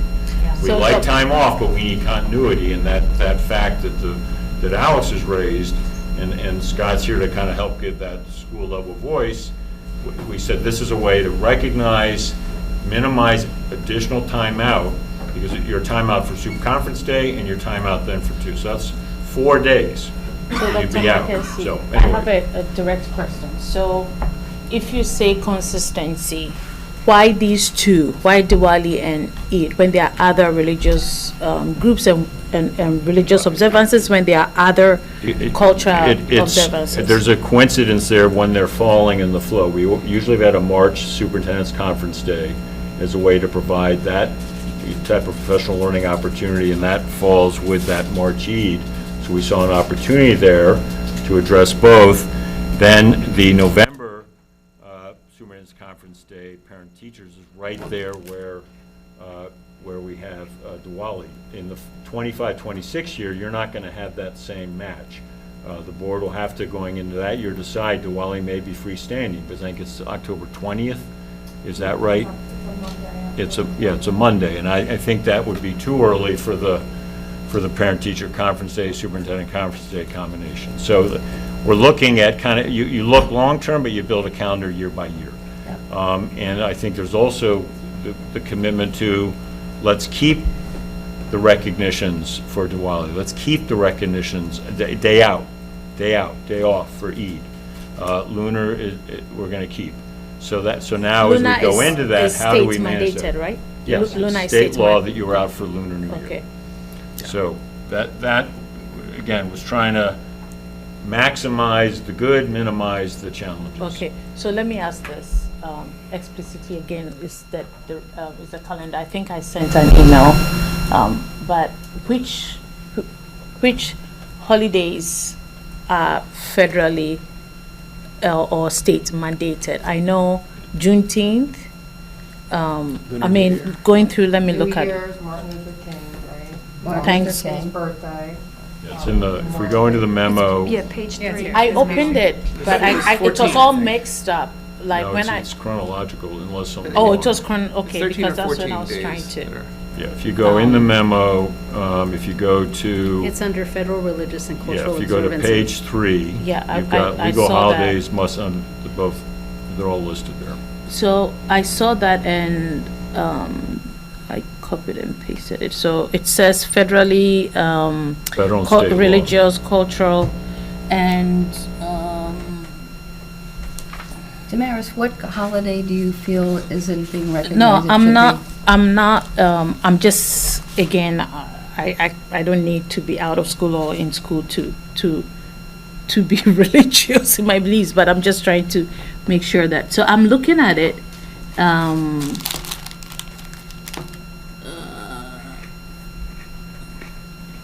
Okay, so I see Labor Day. It is Yom Kippur is federally and. No. No. So there are Exactly, two- that's my point. No, there are two parts here. You have you've listed above the federal and state. So, Then you go into a section that says the Hastings school calendars have traditionally provided vacation days. yeah, so on- I know that. I read through yeah. it and I was trying to Yep. have a distinction between the ones that are mandated if we choose to go barebone. And I don't seem to have it clearly Yeah, in it's the here. If you document. come up to page 3, the section that says legal holidays, we must observe. Okay. So if you went bare got it, bones, got it'd it, be New bare Year's bones. Day, Dr. Okay, got it, got it, MLK got it, Day, got it. Lunar Now I New see. Year, see it, President's Day, Yeah, it's Memorial Day, 14 days. Juneteenth, Independence Day, and we list into the summer because of employees who work in the summer, Labor Day, Columbus Day, Election Day, Independence, okay. Veterans Day, Thanksgiving Day, and Columbus Day should read Columbus, Indigenous there, Correct. and then Christmas Day. Okay, so that was the part that I was looking for. And then it's confusing, but then what we did, we wanted to layer in how Hastings handles that and put that down on page 4. Yeah, I saw the Hastings traditional one, which again, like Jody said, we've increased in our diversity and we have to accommodate everybody. That's why people kept marching in. And so, again, I will wait till you do the survey because I don't want to deviate from the calendar. Are you So- saying, why do we have like so many Christian holidays and so many Jewish holidays? No, Is that it? my concern is one aspect of the survey, which So- I sent, I said, no surprise. so And that's the all I que- want to talk Yeah, so about. if I may, let's That go. one To the part. survey. Yeah, Let's we- go to the survey. Yeah, I don't know, Maureen and Sylvia, are you were Because what I'd like to know is what homework we have to do so you can vote on the You February. mean my level of like, I mean, Yeah. my feeling about the calendar is that it's always going to be a balance and it's always going to be a compromise. And I think that, you know, as delicately as possible, this is threaded in, I think, a balance between like respect for cultural, religious observations, as well as like the many mandates that we have to fulfill, whether it's, you know, the number of school hours, when the school year has to begin, our contractual obligations with our staff and employees.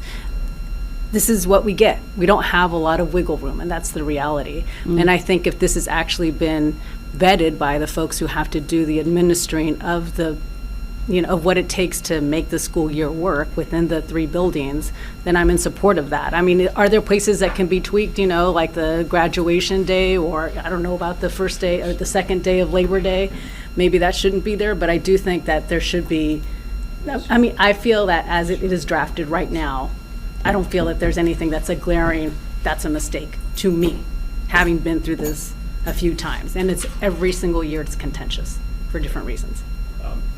The other thing, just so you know, we are now beginning to see the calendars from our fellow districts, and this, what you have here almost matches exactly Ardsley, for example, including the Rosh Hashanah. Yep. So in the survey, And I think, sorry, one last thing. I think it's worth pointing out that we're probably going to have at least 3 days to give back. And we have to think about where those days are going to be. Yeah, because Monday, each year. Right? 4, Each year. 14, 15, and 16. It's indicated is the where we days. would give them back? No, that's, just to clarify, contractually, we have a 6-day give back. Any Right. of the 6 inclement weather days that we don't use, those are given back. Right. What's listed down here is actually if we use all of the 6 and need 7, 8, or 9. The reality of that happening is almost nothing Right. with 6. Given that at 11-year averages, we've used 3, maybe 4 Yeah. inclement weather days. Right. Last year was out of the ordinary. My first year here was 3, as I'm recalling, and there was consternation about giving back the 3. Last year, double the consternation, just basic math, 3 to 6. Hopefully you hear my smile. And this year, we've already used 2. You know, who knows on the rest. Right. It just makes it really difficult for high schoolers at the end of the year because we won't know until the second half of the year how many days we have, and then you start cutting into the time of school for high schoolers. So it's just more days and more weeks that aren't full weeks. So as we're looking at the calendar, as long as I just appreciate keeping everything as intact as we can as a full week because we're going to be giving back days. I mean, it's inevitable. Yeah, I Well, think. either way it happens though, right? Because if you lose the day because it's a snow day, you don't have. Yeah, but that's a little bit, but these are towards Yeah. the end of the year, which is a little bit different. Bill, do you list the days that you would give, when they would be, your order of? What we'll do is probably in March, we'll Yeah. come to the board based on how many are left. Like for this We'll- year, you mean? Yes, we will wait, I think it was last year, March/April. Yeah. We won't come much sooner than that because inclement weather now is heavy rains. Yes. And we not like it, but if we're facing some significant flash flooding and other things that are completely out of our control, Yeah. but we, you know, To be tentative. yeah, so. Just if I could, I would definitely propose the 18th for graduation, especially with the holiday being the following day. That seems like a Wednesday would be a nice day for graduation, right? If most people have off the next Yeah, day. yeah, I think, just so you know, because I've had to have this conversation now, it's my 3rd district, it's the first time it's come up as an issue here. That weekend issue is important for families. Families, and you've been through a recent graduation, others have, as families come in to attend midweek, It's hard. Yeah. there's some additional sacrifice and concerns, and that's why Thursday has been that optimal day. Yeah. And as we even circle back to the high school leadership today, there was very thoughtful concern to say, we don't love it, as late as it is, but that Thursday has worked so well to balance out everything. But this is a different year. We'll go back and have the conversations, but these are all the variables that are at work. So- Dr. Marchesi, I One think other what comment, Maureen was if I trying could. to say, and if I may, if you don't mind, is that 19th is a holiday. I understand. So if you do it, okay. Yeah, I'm saying that for a lot of families, they may just see it's still Wednesday, Got it. right? So, okay, let me.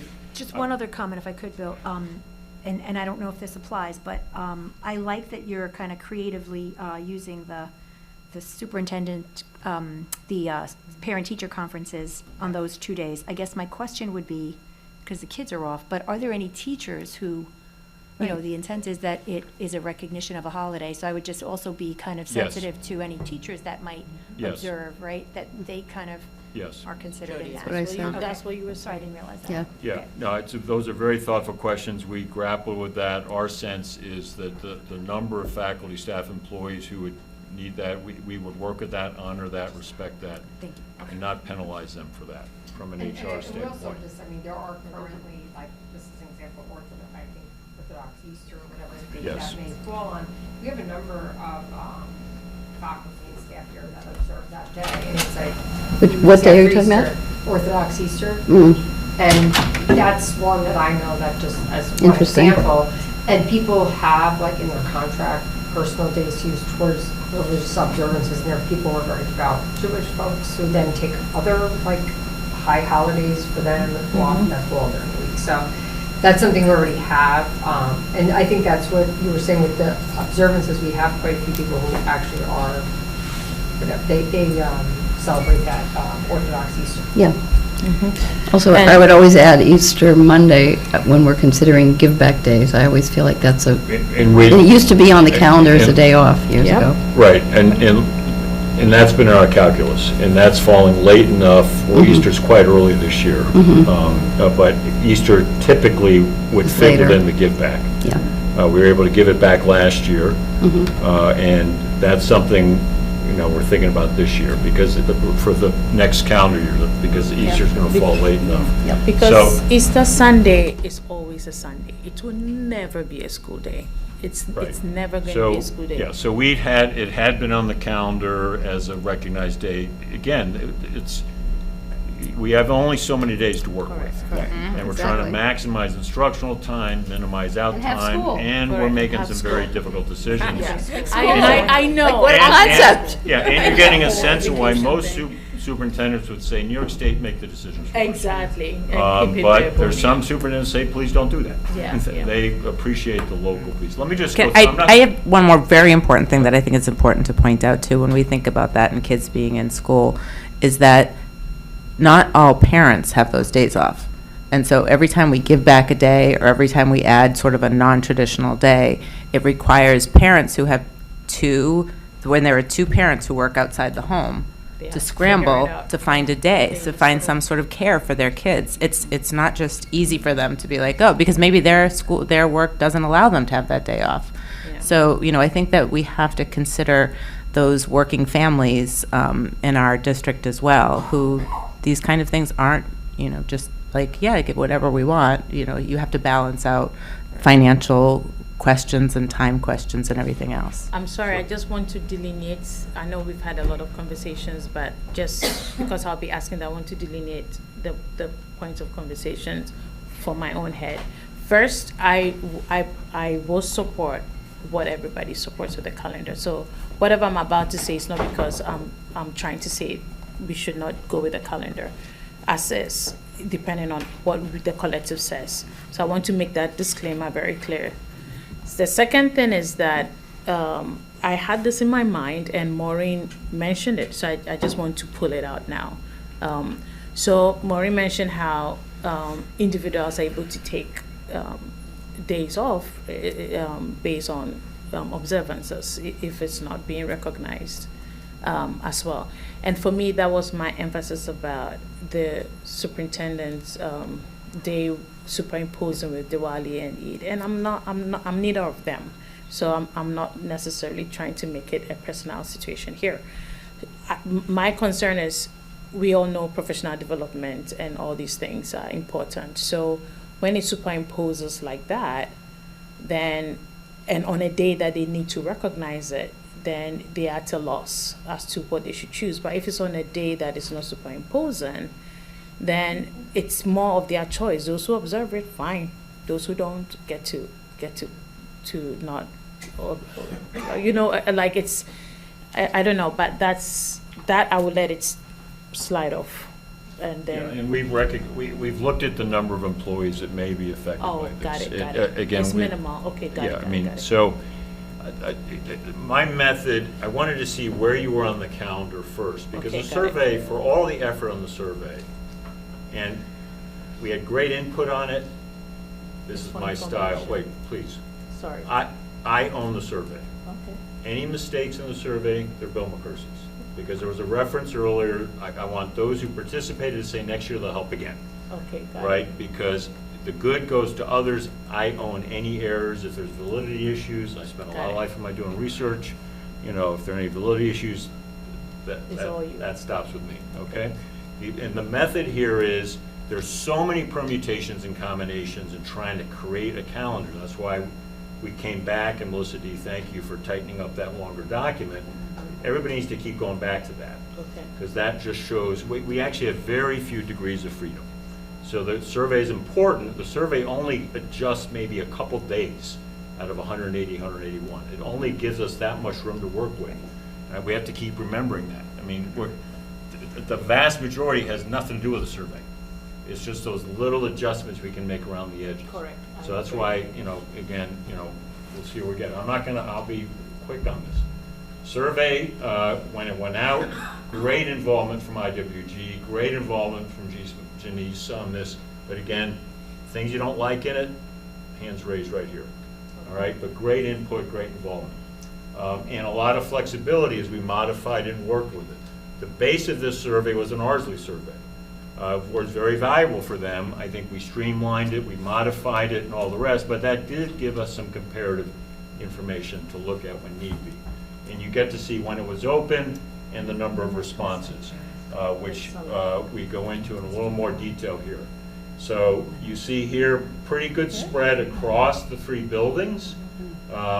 As you drill down to see the numbers as it relates to particular schools and all, and the rest you see, it's reasonably balanced. Yes. So even if the response rate, it's kind of approximating what you want in most surveys, what I was looking for is it pretty balanced. And throughout it, you see a little less response at the high school level. You know, that's fine. We went in and looked at how much are duplicative, because if you add that far right column, it quickly gets well north of 678. So that picks up it's not Chicago where you vote, I'm a Chicagoan. It's not where you vote early and often. Rather, it's those who have multiple children, right? But you get a good balance here. This gives you a sense in the family response. Again, this is all out there. You can study it in terms of, you know, within each grade. You know, the rates there are pretty small, though, as you start to get into survey research, but it's balanced low, so to speak. It's consistently that. This is a chart Melissa D. and I debated to put it in, but those who love data, that's this chart unpacked a wee bit. You know, so you can, you know, make more sense of it if you want. Again, now this is for the employees, the balance across. You know, pretty good response rate, you know, at least Hillside, and you again see that same pattern where less so at the high school, sort of a step down. Is this how your, the teachers, if you were to say how many teachers do you have, does this follow that too? Not quite, no, they're pretty even. I mean, given our grade groupings It's are like pretty 30, even. 30 of the staff across the schools? Well, a third. I mean, you have 60, how many staff? A little more, Hillside. You have 68 That's at six. FMS, so you can see it's 2/3 there, you know. Yeah, 1 extra grade. You know, so obviously, all right. Then, you know, what school do you attend? This was for the students. We again only administered it to the 5th through 12th graders. Actually, it's pretty big only, but that's, you know, you get to see response rates there. Then this is students, what grades. You can see how it broke out. I don't think I need to spend a lot of time on this slide. Now, this is when we get into the content questions. Is it important to recognize? I think there's a very large value statement here, if you can mind, you know, strongly and agree. Very strong statement. And if we went back to look at the Ardsley survey, which didn't have 5 response categories on the reasonable 5-point Likert scale, I think theirs was 4, but the proportions are similar. But this, for those who care about the recognition of diversity, this is revealing and complement of what we know Hastings to be. Here is now, we had a good discussion with IWG today on this statistic, in the sense of, do you feel reflected in our calendar? this kind of tracks to the proportionality of various groups. That came up today in the sense of the, neither agree or disagree or don't feel, that would be kind of tracking with people who may recognize those observances that aren't in our calendar. Now, this next three, we had at the end of this 3 open-ended questions. And anyone who's done survey research to large numbers has a love-hate relationship with open-ended questions. Because you get a lot back and then you got to figure it out. So we're using SurveyMonkey here. It's a reasonable tool. Many of you have used it. This is not to be called a Wordle. This is called a word cloud. I'm assuming there's some kind of copyright in that. But this is basically, this is a frequency chart. Bigger is more used. Bigger is more frequent. Right, yeah. And so you can see the question, you can see what's emerging here. Now, the problem with this tool is it's picking up any word, but you still can figure out some things from a frequency chart. So you can see that the word none becomes fairly significant here. But bigger may be Lunar New Year. Well, we already have that in. Diwali, we're putting that in. Easter Monday becomes an interesting question, which comes to another question. So you can see Eid, we're picking that up. Some of these others we're picking up. But the sense of, do we need more? Again, this is just information in, it's not a vote. Next question, which ones are not recognized, would you want included? You see some that we are including, one by state mandate, but I think we wanted to go there anyway, the Lunar New Year.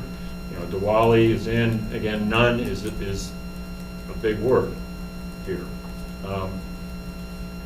And then looked at this question. Now, on the face of this looks like a question mixing apples and oranges. It looks like it's mixing a religious observance, Easter Monday, with 2 none. In my house, I got to be personal, in my house, Easter is the most significant day of the year, religiously. Easter Monday then thus becomes pretty important. The reason it was grouped here, and I could see in future years to do it differently, is that these are days historically in Hastings that have been flexible days used to provide a day off. So it's been used potentially only recently the Wednesday before Thanksgiving, this idea after New Year's and then that Monday after Easter. So that's why it's here. You could see if that's an internal validity question, I get it, I understand it. Some of that is in the eye of the observer, but it can be sorted out and cleaned up. We have flexibility getting later in the year with the 6 givebacks to go to Easter Monday. So if the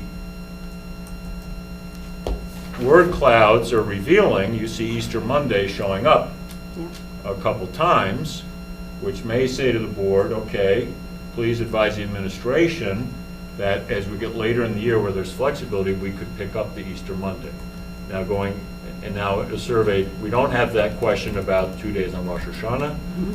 We could, going forward in future years, begin to put those in. I do know there we line up with our fellow districts. This is the Ardsley calendar. So another question here about strong support here for holding on to the winter and spring breaks.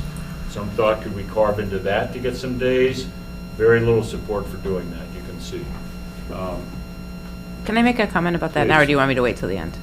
No, you can make a comment now. I was just going to say that, as we try to figure out the calendar moving forward, I think it's worth, if we do another survey next year, I think it's worth asking those weeks individually, because if we want to include other days and we want to say Diwali and Eid become regular days, they have to come from someplace. And so we should look and see what the temperature is of the community for losing February break or losing, whether it's, I call it Easter break because it always falls on Easter, but it's the March or April break. I mean, that's what, we should see if people are like, you know what, I don't really care if we have February break. I'd rather have Eid and Diwali off. It's more important to me. My point is I would love to ask those as individual questions. And other people might say, no, my kids need a break. We need a week. They need that time off. But so to me, that was one of the things I saw, is that I felt like those were individual questions that really in future years could make a difference. So again, these are notes we'll take for revising Yeah. the survey going forward. I'll wait to, Then the Labor Day, strong feeling for please start after Labor Day. And then another wordle here about, are there other ways that you can recognize, and you can see here what's been mentioned, and then as Melissa Szymanski's discussed, the Diversity Committee is working on ways we can make that much more robust and real for our students. And in ways that aren't just to take them out of the, we don't want to blend the learning in. We don't want to try and separate it as best we can. So that's what the survey this go-round, told us, and certainly can, for future years, revise, modify, so that while they're themes to a calendar, they're also year-by-year decisions.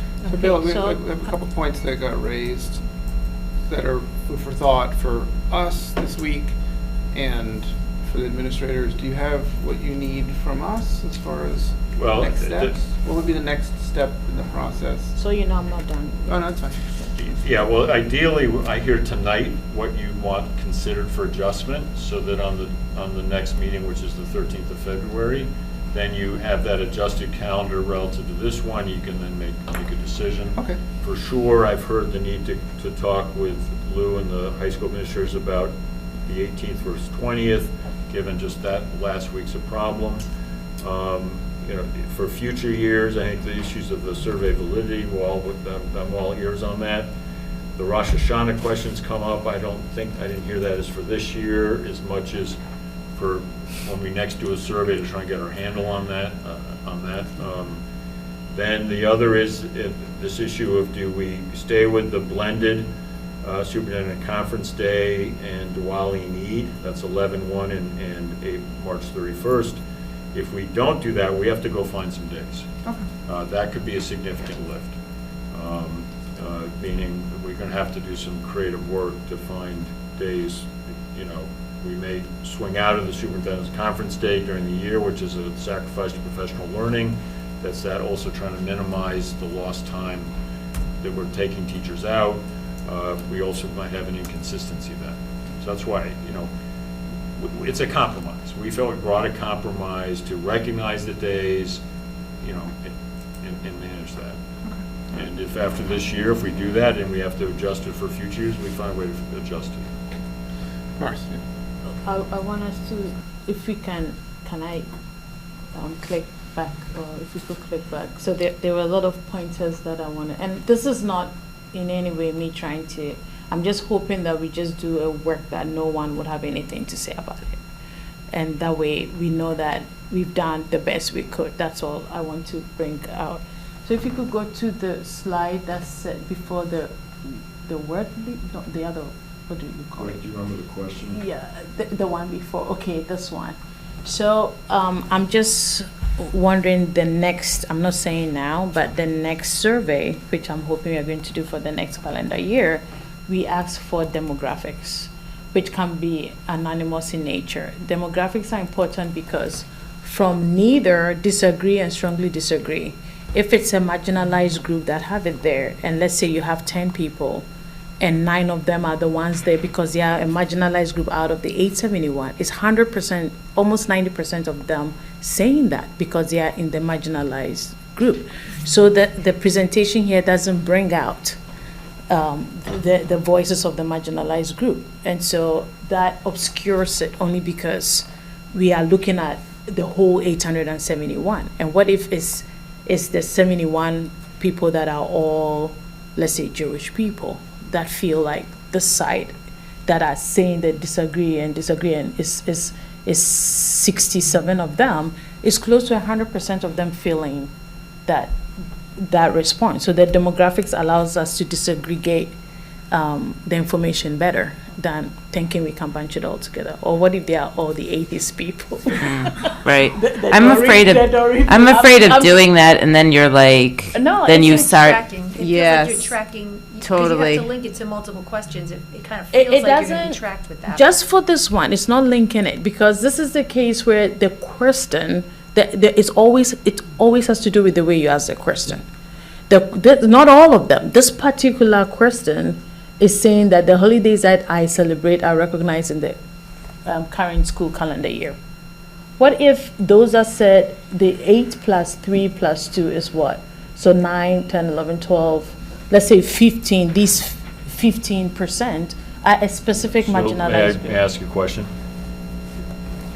Just on this one response, what I'm recommending goes counter to that. I'm recommending we recognize Diwali, I'm recognizing we recognize Eid.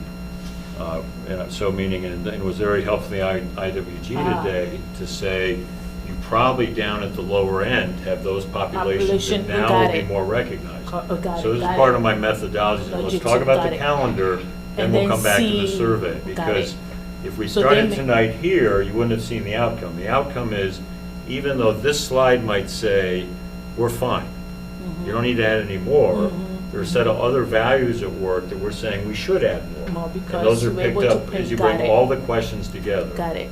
So that may be not something that we are seeing, but underneath it is there. Got it. I think what I would recommend to the board is, I think even though the IWG said, let's not do another survey for 5 years today, we'll do one next year. And I think ahead of that, I'll look for input and all the rest so we can refine questions. Yes. Perfect. Thank you. It's good for me. Yes, Okay. thank you. The next, I have my bullet points. I just wanted to wait because the next one is the next slide on the Easter Monday. So this is the wordly thing, the loud one. Yep. Yeah. So this is the case where, Easter Monday is very glaringly there. Yep. Okay, and then let's keep moving to the next slide that looks like this one. We have Easter Monday that is also showing as much as we can see. And then the next slide, this one, which I pointed out and I was encouraged to talk about it here. Okay, so because that's where we are supposed to work, I'm not supposed to discuss this. Because we are going to vote on it, I can't discuss it outside of closed doors, so I needed to bring it here. Because we are going to vote on it. So I know you've already mentioned it, Dr. Makesi, but it was not well weighted, and Easter Monday is in its own category with religious groups, and connecting it to making a decision for it not to be part of the recognized religious holidays when all the other surveys is showing how it's important to the community, actually has a skewed outcome it seems, let me use the correct terminology, because we are connecting a January 2nd, which has no religious significance, no cultural significance, and a Thanksgiving before when it's before Thanksgiving that people need to cook and get family in, with Easter Monday. I would also say no to Easter Monday. If I had, I always call it the broccoli choice. It's like, I want my child to eat broccoli. So I would give 2 candies that he doesn't like and a little bit of Rice Krispie, little piece, so that he's forced to, choose that. And that is how I felt this particular survey meant. And so that was my concern, great concern with that. And that certainly, I'm sure there are experts in the school itself that will see this. So I'm hoping that next time we just to make it easier, Easter Monday is added to all other religious observations that are not state mandated. And let the community choose. Once the community chooses, because we've decided to take it as a survey out, then no one has anything to say. If Easter Monday is thrown out somewhere, that's the way, especially if the survey is done. I had the same call out to Bill you too did? about how it was. I was Okay. like, we're comparing a religious holiday with 2 other Correct, random holidays, correct. And I think that the main problem here, I get what Bill's going at. The main problem here is that people were asked to rank them. If they were just asked, do you think this should be off? And we can add some other holidays in there if we want, but you're forcing someone to choose versus, would you like the Wednesday before Thanksgiving? Yes. Would you want like this? Yes. Would you like that? Yes. You know, I think that that's a little bit easier, but if forced to choose, maybe people are like, I'll choose Easter Monday last because I want those other days, but. Well, can I just say one thing, going to recommend, like last year, we had Easter Monday off because it was a give back day. So there's an opportunity on Easter Monday for it to operate as a give back day that anything that comes early in the year does not. Right. So No, that's- I'm not saying, like, yeah. you know, I don't Except want any of these holidays preferences, off. that's what- Yeah, that's yeah. that's what I think is the problem, is that when you rank Use the them, word, exactly. is the issue. Yeah, again, it's, I've written down, we can consider how we Yeah. do that Yeah, differently so next take it year. Part of the forced choice is you would have to make a choice. You can't have all three. Right, got it.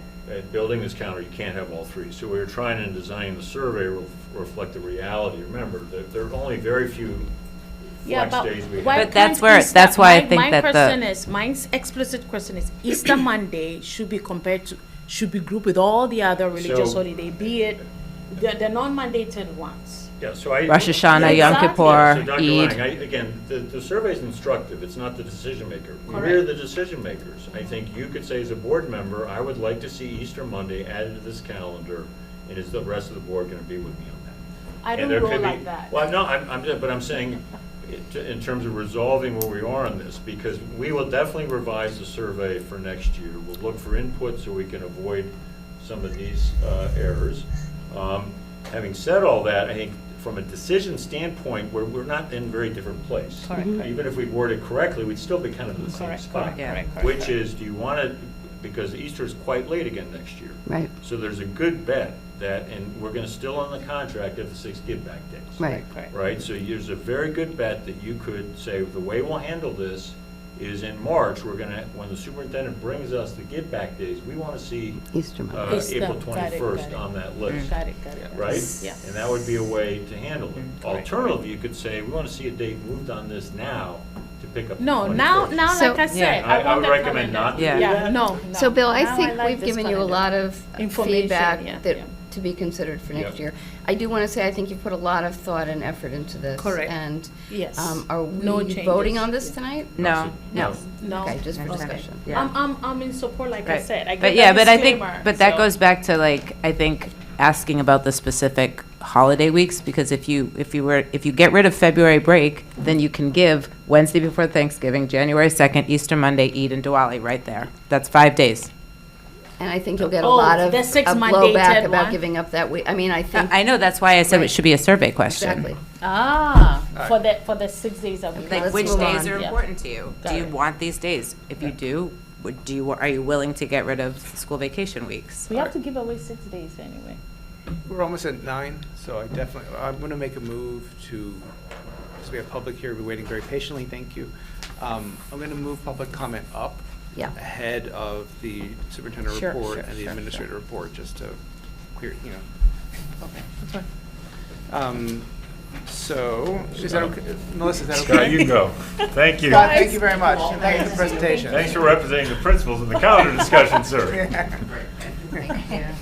Melissa, is that okay? Move stuff around? Yeah. Okay.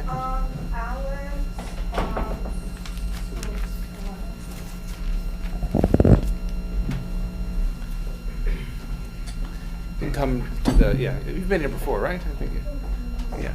Welcome. Last time. All right.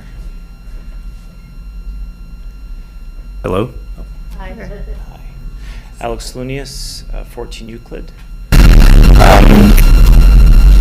Sort of inspired by the survey and other topics. I brought some comments and afraid that some of them may be stale given where we are in the conversation, and understand that there are things out of our control like the Board of Regents and stuff. So I'm not going to live edit my written comments, so thank you in advance. The Hastings School has a policy called 4821 that states that it is not the role of public schools to conduct religious observances or propagate religious beliefs, nor are the schools to be used as a vehicle for purposes. I mean, this is essentially a church and state boundary that is in our policies. So although religions and cultures should be discussed in class, the key takeaway is that this is to bring an understanding and not to celebrate. Days off, I will posit, are a celebration for the children.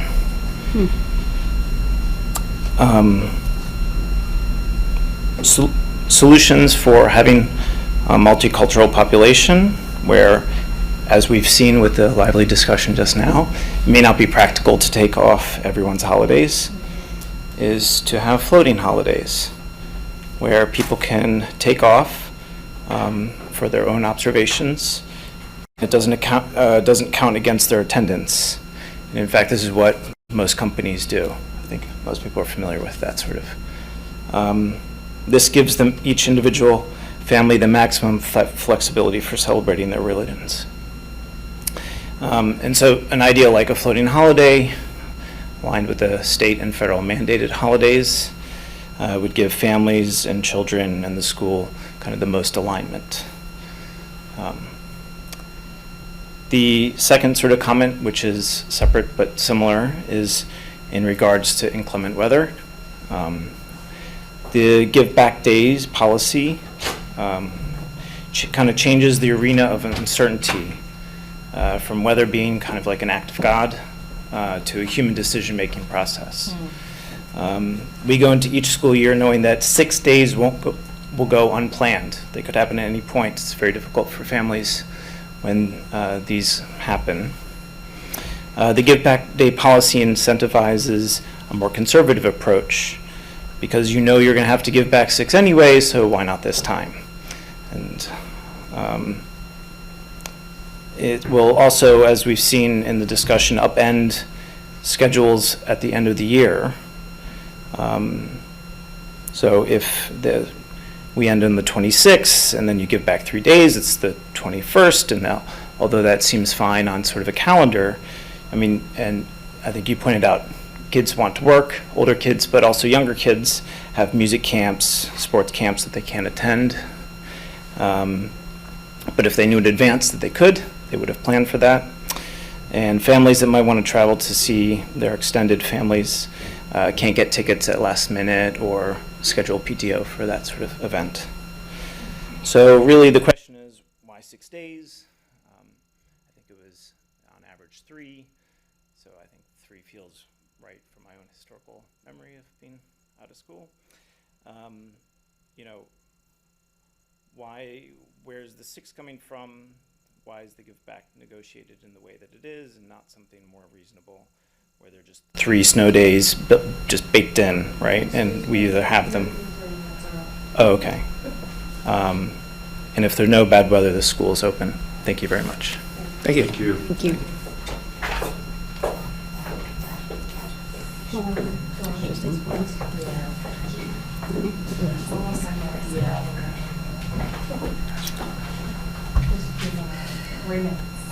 Thank you. I timed it.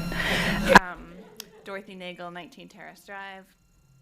3 minutes is not enough time to say all the good things about our district's efforts in DEI work. So tonight I want to talk about the importance of continuing the full-time DEI staff position and the opportunities for continued growth and leadership in that area as we prepare for a budget vote. It's clear we are a community that values DEI work.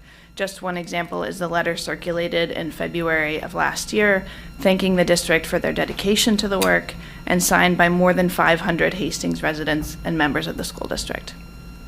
While I see no indication that we would turn away from this work, I do know that the challenging and uncomfortable nature of confronting bias means that our advocacy has to be visible and vocal. What are some ways that we can use our power as a district that leads in academics, arts, and athletics to strengthen our leadership in an area that impacts all 3? To approach that question, 2 things echo in my mind from what I've seen and heard over the last 8 years. The first is that when incidents like the use of the N-word are reported, there's a strong reaction of condemning, followed by a period of silence until the next time. I'm not alone in wanting the district to be transparent and communicative about these incidents and to take advantage of the opportunities for learning that they offer our students. It's understandable that the incidents are so painful we would want them to go away as quickly as possible. But the fact is that for some students, they don't go away easily, if ever. And we can be certain that the conversations are continuing among students, whether they are led by teachers and administrators or not. The second thing that had stayed with me is a statement made by student rep Gus Renzen at the BOE meeting on May 2nd of last year. Though Renzen said he had learned a ton from opting into high school classes on race and gender, he also said, quote, "I wish that my ability to do calculus and write English papers was matched by my ability to understand and interact with that material," indicating DEI. It's my understanding that the New York State CRSE has been recently updated to encourage expansion across curriculum, that NYSED's report on the Blue Ribbon Commission on Graduation Measures includes cultural competency and global citizenship as qualities of a New York State graduate, that the first Asian American history curriculum has been adopted by New York City schools, and that the hiring roundtables for our new high school principal included a laundry list of priorities related to diversity across students and staff. The Courageous Conversations curriculum, which is unique to our district, is up for review. We have a district that spends a tremendous amount of money on tools for instruction, curriculum enhancements, consultants for PD, and enrichment for students. The only full-time DEI expert that we have on staff needs to be the person with the power and the support to tie together all of this material to maximize its impact on the district. That's a smart use of the budget, and it's also the best thing we can do for our students. Thank you. Thank you.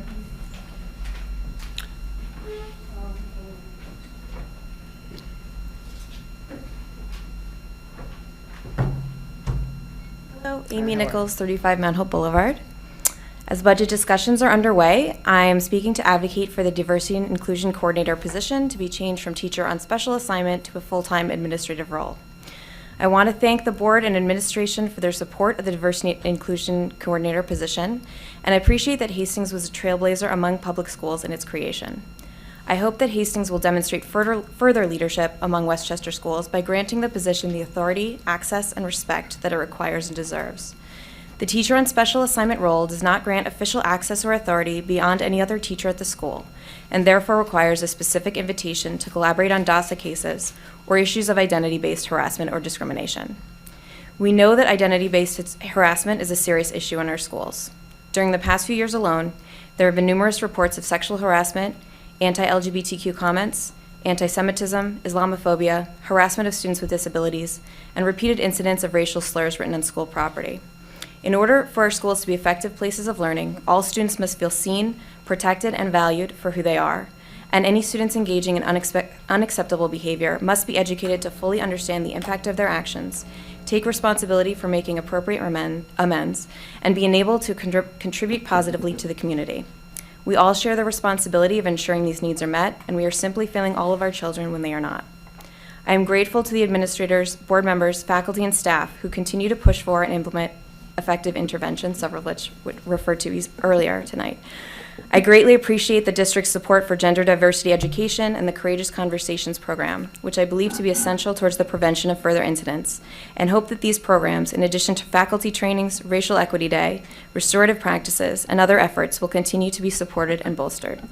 While nurturing a truly inclusive and safe community is the charge of all of us, we need a leader who can support and guide our efforts without being limited by status. I ask for your support in granting our Diversity and Inclusion Coordinator the proper resources, authority, and respect that the position requires and deserves by making it an administrative one. Thank you all for your time and attention. Thank you. Anyone else?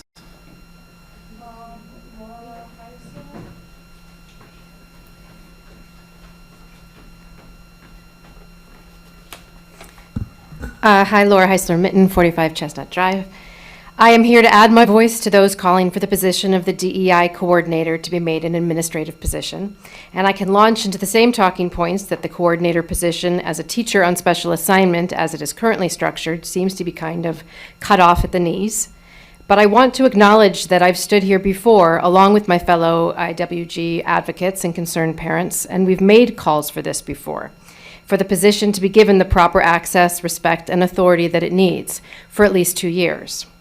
So instead, I want to ask, echoing Dr. Lang, why is that? If there is a barrier to why this position should not be made an administrative one, can we bring that out into the open for discussion and understanding? Because I know that we do agree on a few things. Hastings is a progressive leader in the region on issues of diversity, equity, and inclusion. It's a major factor guiding so many of us to move here in the first place. Look at the extraordinary progress we've made on issues of gender diversity education. We care about this stuff and we are invested in making things better. 2, while this is true, we aren't immune to incidents of racism, bias, ableism, Islamophobia, anti-Semitism, homophobia, transphobia, sexism. Last year, when a few students took the careful time to etch the N-word on a bathroom stall, when this happened, my God, everything should have stopped. Like the sound of the needle being ripped off the record player. We should have all stopped for a moment. The schools, the district, our town. Like school assembly with restorative circles led by an expert in DEI work, as Dr. Lang so powerfully said. It should have happened the next day. To come together, figure it out. Why did this happen? How can we heal? But we didn't, not really, and we still haven't. Obviously, incidents of hate, of violence, like the N-word being used, of bias, they hurt all of us, but there are families in this district who are hurting more than others, who have been asked to shoulder the weight of having to explain to their especially vulnerable kids why something like this can happen here, and the district really didn't talk about it. When one child is hurt, all of our children are hurt. So what this all means, I think, is that what we currently have in place just isn't enough for all of the incredibly hard work and good intentions of everyone here who's working to make things better.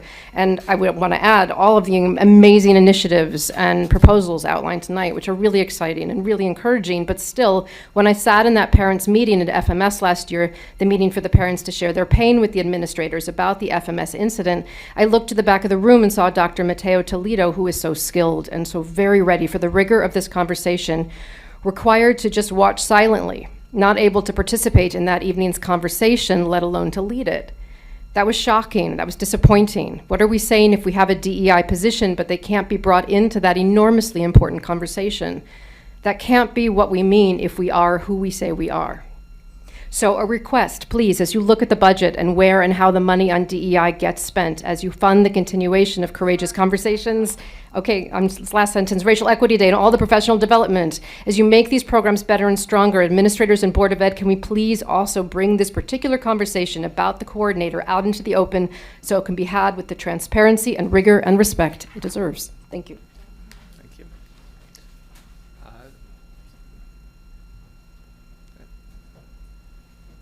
Anyone else? No? Okay. Thank you. Thank you. All right, so we're going to work our way to number 4. There's a pretty long report from the superintendent in the board docs. Is there anything you want to call out of that report?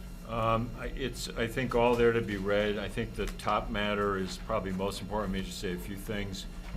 Magnificent presentation from Scott earlier. That relates to what we're trying to work on for the high school leadership. We're a small enough district that we need an exquisite elementary principal. I think we have that. We have, as you now have seen, a true middle age grades student leader, and we're seeking that out at the high school level, both to build on Lou's record of success and move us, as Lou himself would say, to even higher ground. And all 3 of those individuals would work very closely together, as they have been, at least the way I tend to manage things, and that's very closely with Melissa Marine and others are very tied in. But I think that what I'm aiming for, and to bring you on February 13th ideally, would be the recommended new principal. Right now working very closely with the advisory committee for feedback and input. So that is the main thing I'd highlight. The next thing very quickly is the new website is up. We are fixing it even as it's up. We're getting some compliments, but we keep fixing it. We have a very good now internal system for tracking corrections and all the rest. And even last night at 10 o'clock, believe it or not, I was texting a few people about some things I saw that we thought we caught. But we will keep fixing it, and please, if you see things, be in touch with Jackie at the link that was in the announcement letter. So okay, that's what I have. Thank you. The website was great. I mean, Yeah, who do we thank? You thank the communications work group for giving feedback for 2 years. You thank Melissa D., Jackie. Maureen. Thank You you. thank Jackie. And you thank in each of the buildings now a designated staff person who bring dedication and, yes, today some emotion. But I will not say any more about that. Positive. There's, Can no, I- there's there's a lot of commitment to quality here. You see know. that? If there's a negative thing, don't take it. But when there's praise. I know, he give it. pushes it up. Thank you. I just would like to point out one thing that I think would be very helpful is when you go to hohschools.org and you scroll down, you see like budget, calendar, menus, DASA, whom to contact. I really wish the parent portal button was right there. Because it's not even if you scroll down, it's not even scroll down. You have to go up, you have to click on the 3 lines, then you have to go to, you don't even see it then, you have to click on families. She might fix it before the meeting's done. Thank you. Appreciate that. I We've think that gone would in- be very helpful for parents to Probably one like, of the most searched things. exactly, it's the thing that everybody wants. Yeah, that's So then helpful. Scott can easily tell them about where to find their grades and everything else. Yeah, exactly. All right, thank you, Bill. Moving on to our report from Dr. Szymanski. Anything you want to pull out of this? or- No, I'll just defer to my written comments. Okay. Thank you. Okay, they're here. They're great. It's 9:06, thank you very much. Report from our business official, Maureen Caraballo. I only put one comment in tonight, and I just wanted to highlight or bring out, because some of you may have heard that Governor Hochul did present her first draft of the state proposed budget last week, and I think maybe Alex may be commenting on it later as well. And just again, this is the first look at it, but one of the things that what we're finding in her proposal is that currently there's some change in, she's proposing a recalculation of how the aids are,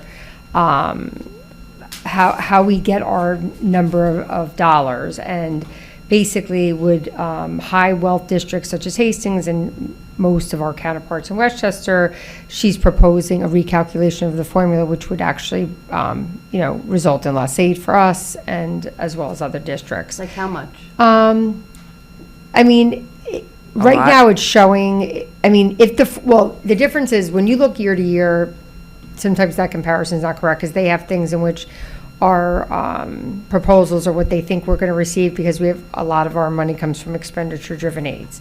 But if it's the question is if the regular formula were to run, it's really that is the dollar amount we have to focus on. So the aid run may show, well, that number only went down 150,000 in that line item.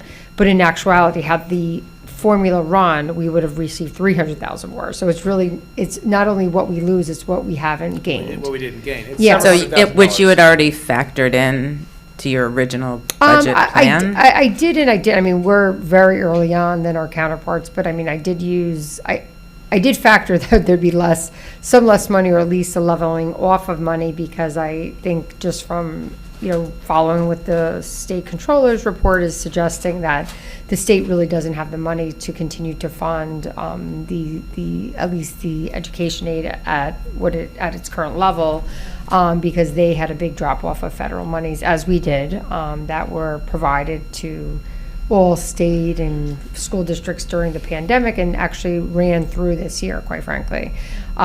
So that was a lot of influx of money, and just knowing that many people were anticipating some at least leveling off or slight decrease. I mean, right now, it's, as I look at it, maybe a few $100,000 less, but again, year over year, or pretty much a level aid. But I think what's problematic is, that's 1 year, but that would be a change in the formula. And for as long as I've been working in this school, which is 27 years, there has been a hold harmless New York State, meaning that regardless of what the change in the formula would be, you would never receive less than you did the year before in the foundation aid formula.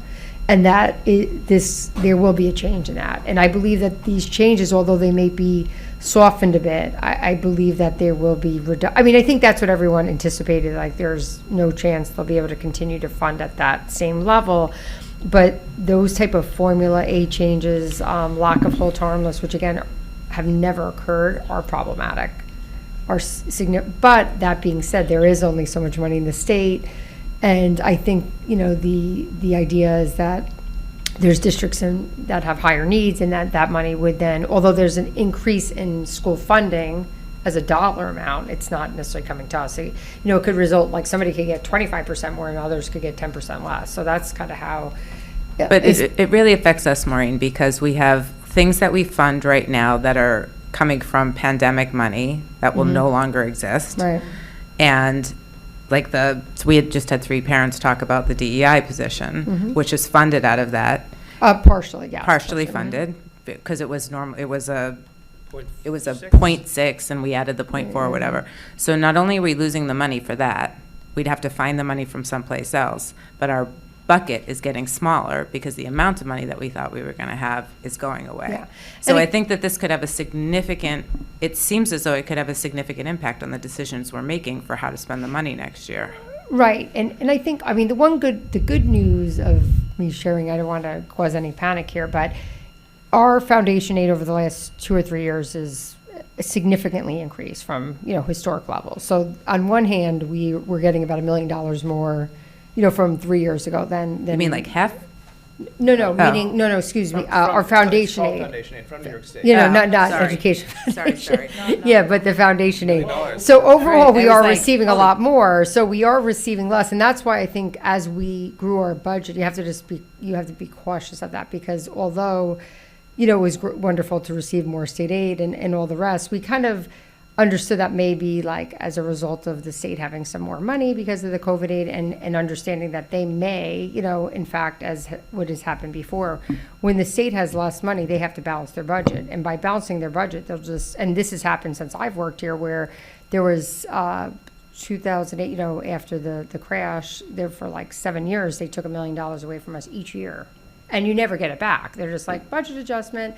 And so I'm not suggesting that's happening, but what I am saying is that we are in a period of that. The state dollars we're going to receive are going to level off, if not decline.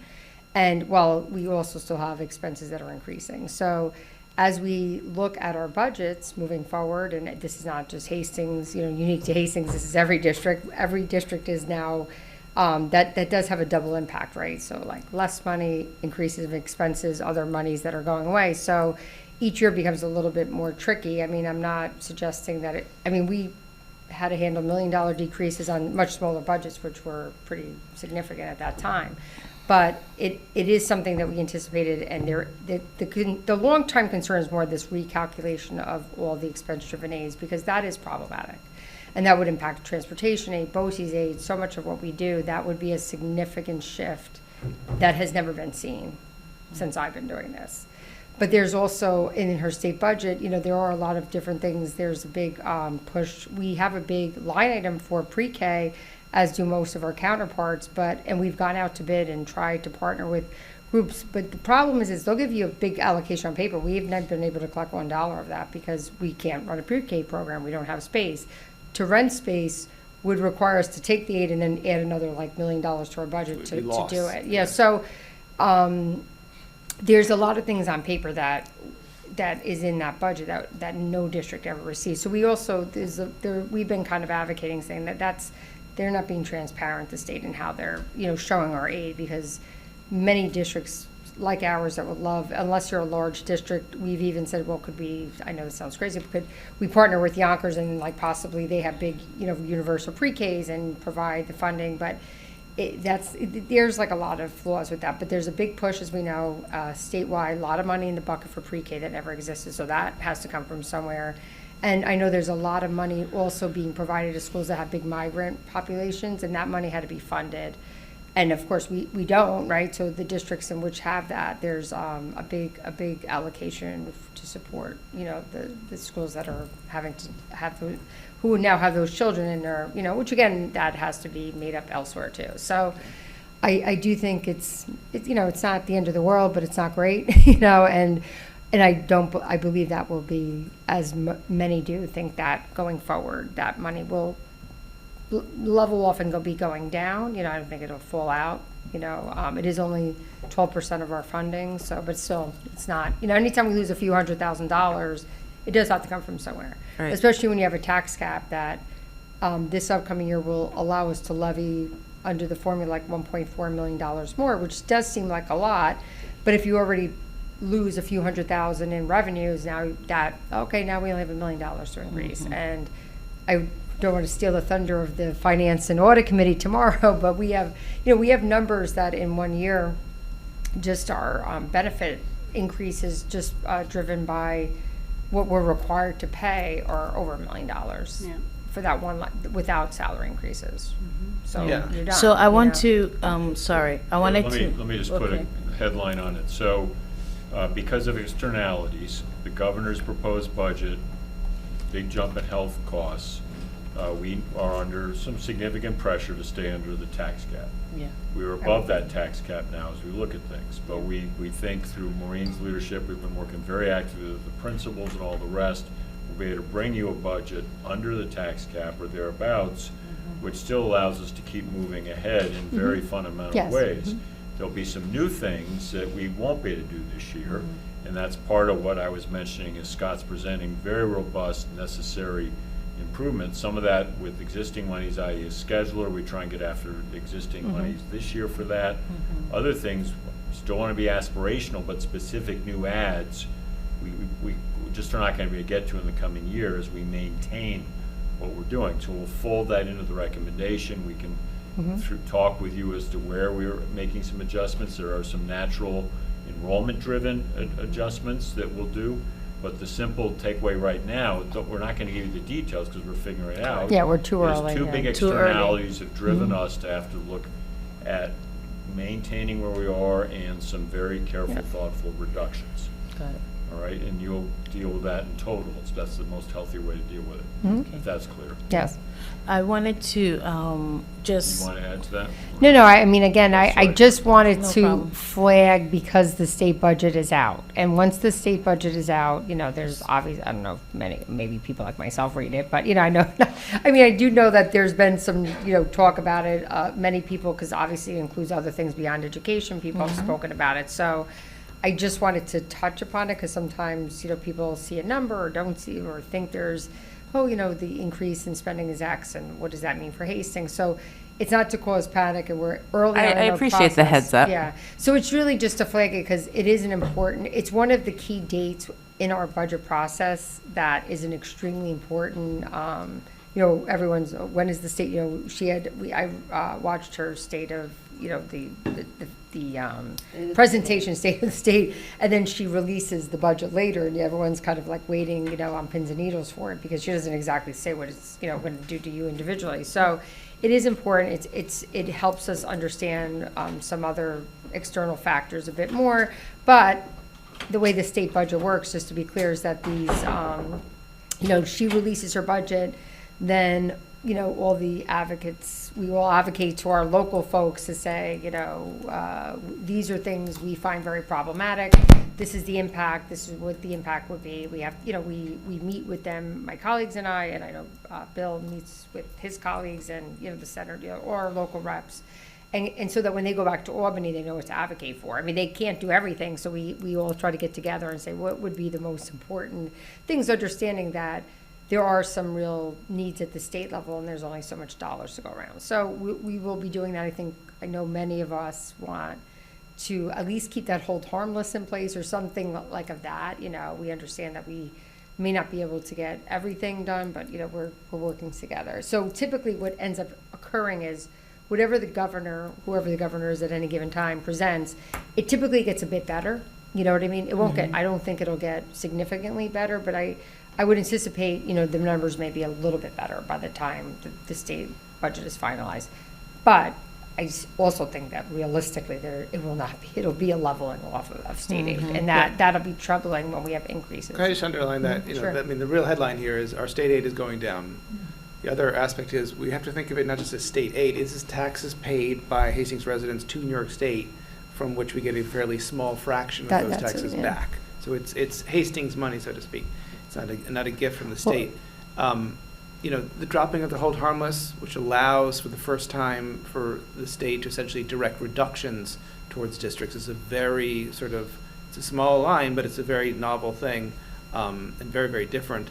And the other thing that we can't ignore is that the regents, New York State regents, 19 unelected, education officials, are reworking the formula. One thing in this budget is $1 million set aside by the governor to allow them to rework the formula which directs foundation aid. And I think, again, not being a cynic, the view is that Hastings is going to end up with less. And whatever new formula comes up, we're going to end up with less than we get now. So it's a serious thing, actually.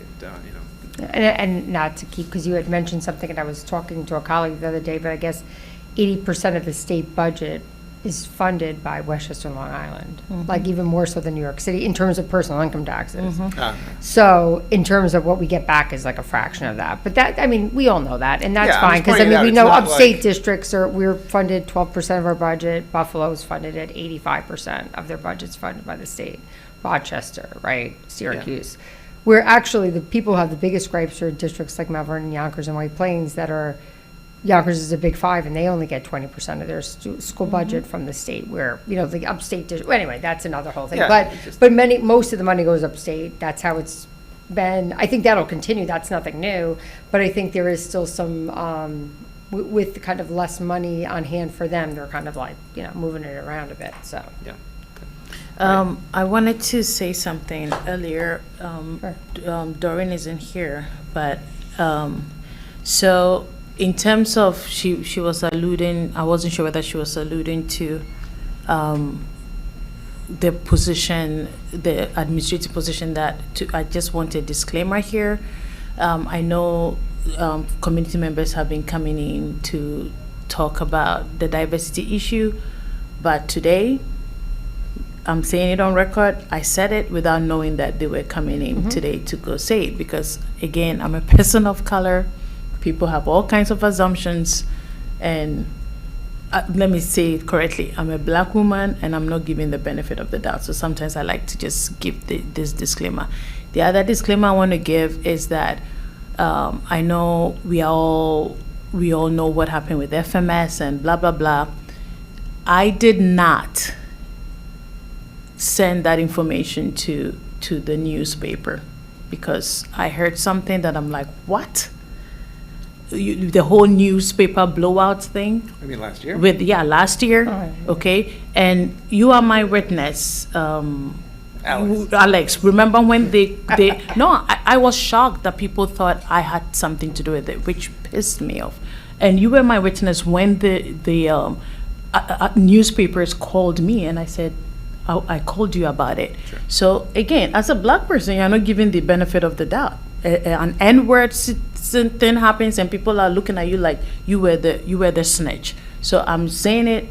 I swear on my life, I did not. So I just want to say that and clear it. I was really upset about that. And I just, not that I want to belabor, but I just want to say with the comment, anything that was, all our positions that were COVID funded currently we're including in our budget proposal. So I don't want, I think to Doreen's very astute point, that we did have to pick up the funding of those. So we had to manage that within, they were obviously priorities, because there were things that we were able to expand during COVID, whether that be MTSS at the middle school and specialized math programs. So I just don't want people to think that we didn't, correct. That even though there was that shift and we had to pick that up, we're not suggesting that we're like, didn't include that in what we're proposing for next year. So. Correct, I know. Yeah, so. I wanted to actually ask you explicitly about that, which thank you for answering that. Yeah. And secondly, this position we are talking about, the individual is being paid, and that's all they are doing. And we added extra money for the fact that this person is doing that. So it's just a shift to administrative for effective implementation. So salary negotiations can always be discussed, because the person is already being paid and will not be paid, whether they are taking an administrative position or not. It's a matter of saying that, okay, this is how much you are going to care. At least you will get what you are going to get, that you are getting right now, but this is how much we can afford. And so I don't think that we can use that. And again, there are individuals in this town that do a lot of the work that we do administratively, voluntarily, and they understand the implication of the budget. And so I just don't want us to feel it's maybe something that is far away from reaching and is going to impact the budget like crazy.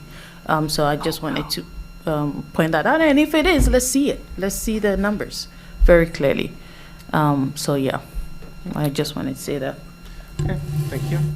We're going to move on to business items. I know there's a particular, we have the RFP proposal for PBDW architects. I want to clarify what, the purpose of that, because, it was raised by a community member this afternoon. You and I spoke about it, I wanted it to be seen more as, there was a concern that it was leading towards a specific design, or it was an advancement of the bond process. And I want it to be understood very clearly that it is a step deeper into the bond process. It is not a step forward in the bond process. So can we give a little background on what's going on? Sure. So, that's number 6. Yeah, so number 6. So obviously, we've been speaking about some maintenance projects that, we've been talking about doing some project work, right? So that we had started that conversation. I had presented to the board saying, hey, there's these, set of things. Some are maintenance, some are issues around space that we're being confronted with in this building, that are more coming kind of up this year and bubbling up.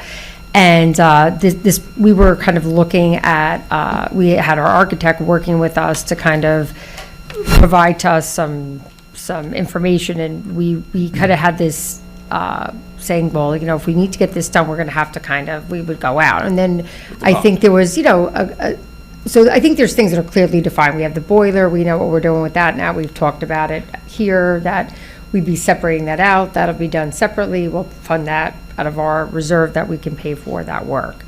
And then we've decided all the other infrastructure type work, let's slow down, let's take a deeper dive and really have a better understanding. I think there was some questions around, like, is there a possibility, I'm just making, things that have been brought up. Is there a possibility, if there's a space concern in this building, to look back at the possibility of a 5th grade at Hillside? Or, are we currently utilizing the building in the way we should? And are there other things short of this larger renovation and reconfiguration of different spaces that are, very costly, quite frankly. And as Scott highlighted tonight, in addition to those renovations, there would be other building work that we still have, right? Like other existing classrooms that are in need of other work. So we then kind of slowed down and said, we really need to get somebody in here to provide a really comprehensive long-term master plan, to really be thoughtful, because as you look at the dollars, right, like it's to say we need a much more detailed, investigation to help guide us in a longer term master plan. I think there is a set of maintenance work that has to be done. I don't think anyone here is questioning, like, if I told you we need new univentilators in some classrooms, you're like, okay, I understand that. What's that going to cost? So we're going to continue to look at those type of items as a separate kind of as separate line items, and we'll put that in front of you when we think those things really need to be done, whether it be through like budgetary, funding or more capital reserve or whatever the case may be. But in terms of the discussion around this complex and the space needs here and the renovation or potential space needs here, we really, before we kind of move forward with a larger vote, we do need to take a step back. Do we need to do that? Is that the most effective, efficient? Plus we're looking at the dollars. Dollars were getting larger as we were, considering it was more expensive this time to do the work, and as those numbers started to come out. And we felt as though we would love to have a kind of a bunch of different options presented to us, not just the one, right? Like, is there a way to, reconfigure other spaces in the building to that would get us what we need without necessarily doing a larger type project. So master planning is what we had wanted to do, which a lot of districts I think would benefit them, because it's a good investment to really understand what you're doing. What we were kind of doing sometimes is they're basing the needs on what is being presented to them without the thorough investigation. So it's almost like money to get to the right plan, which will take us 6, 7, 8 months, possibly longer, just to even get this work done. then you come back and you look at it, and then you say, okay, now what are we doing? You know? Can I highlight Yeah, something? sure. Because I mean, if when we that's- talked, it was an important point, that what these architects are tasked with doing is putting together a buildable scope of things. So we have a problem to solve. We had a space audit which helped us to, sort of identify what the problems are. These architects aren't coming in to say, oh, you still have a problem. They're going to give us buildable, costable things. If you can do this to solve that problem, it's going to cost this much, it's going to take this long. Here are the logistics. And so what we're developing before a bond, this is not a step into a bond, this is a step to develop the It's a master menu of plan. options that we understand what concretely, we're going to do this, it's going to cost this much. That's what these people are being asked to do. Is that Yeah, accurate? and I think also, so as an So example, not if. even for myself, Got it. like, Thanks. and I was trying to, so what, we kind of wanted something that was so granular to say, these classrooms in this wing are used this many hours a day, and it kind of almost coincides with this idea of a scheduling and looking at our schedule, because that also does play a lot, like, if you were to, do I know definitively whether if we were to reconfigure or rethink about how classrooms are currently being used, like, is there an opportunity for more sharing of class? I don't know. You know what I mean? I couldn't.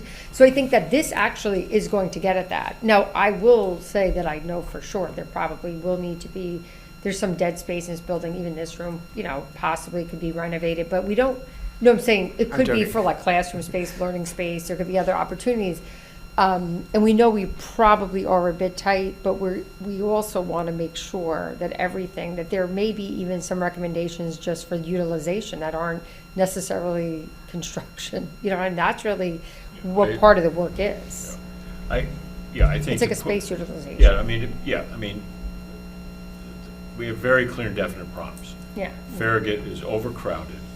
We have classes that are too big because we have no place to put the students.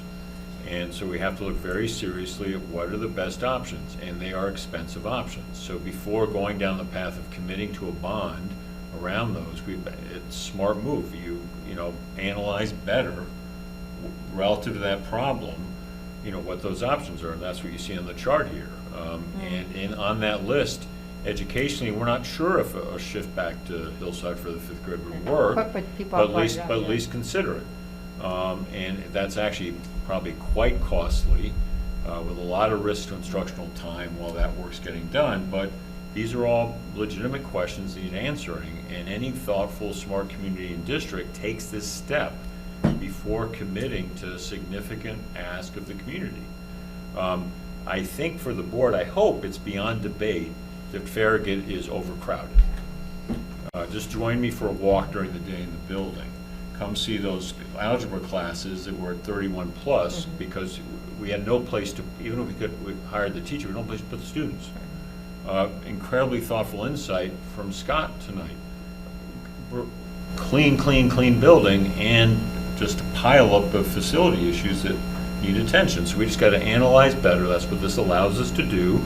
I like the phrase, go deeper on kind of understanding ahead of going into a bond. And it will pick up like the entire building, so it's not just focused on. Yeah, so I think I'm pitching it strongly to the board as a very smart, thoughtful use of money to maximize whatever you're going to go ask the village to join you in a bond. And will they also be looking at issues around the fields? Yes, so I think we have a pretty, so we've already done a good amount of work on there, right? So this, their main focus is this building and that, because, and quite frankly, I mean, I know the dollars, listen, professional people, like, professional services cost a lot of money, and I mean, we have consultants come in here, educational consultants that cost, $5,000 plus a day, right? So when you look at the amount of work for engineers, architects, no, I'm just being honest, the consultants make, but this is, it's a lot of money, but it's a lot of work, and you're talking about a potential $10 million investment in this building, if not more. So to not like 1%. spend money to kind of get the right plan doesn't seem, and I'm not saying we will end up with a $10 million bond, but what we were considering with the very like kind of rough outline of some of the things that were offered to us, and I'm not criticizing H1, we didn't engage them to do that level of work. We engaged them to do some maintenance things. We knew we needed a boiler. We needed to get some of these things captured. We did ask them to start looking at the building, speaking to the principals, understanding the issues they were running into. And as Bill had mentioned, we knew we had this immediate issue that kind of propped up with space, and we had special ed program. We had like a bunch of things we were throwing at them. But we've now decided we need to slow down, we need to get this right, we need to bring in people that'll, like, there will be no, everyone will look at it and be like, yes, and, you know, anything where, whatever that end result may be, and I'm not predetermining, because this is what they do, and I'm sure they may find efficiencies in how we use space in other parts of this building that they may recommend for us to reutilize. And maybe some renovate. There's gonna be renovations, as Bill mentioned, Scott pointed out, to some areas of the building that aren't functioning well, and they may be other recommendations come up short of that, or, you know, maybe similar to that but different, you know, and provide us different options, and maybe some short-term, you know, options that may not be as costly. So I think that is a good use of money.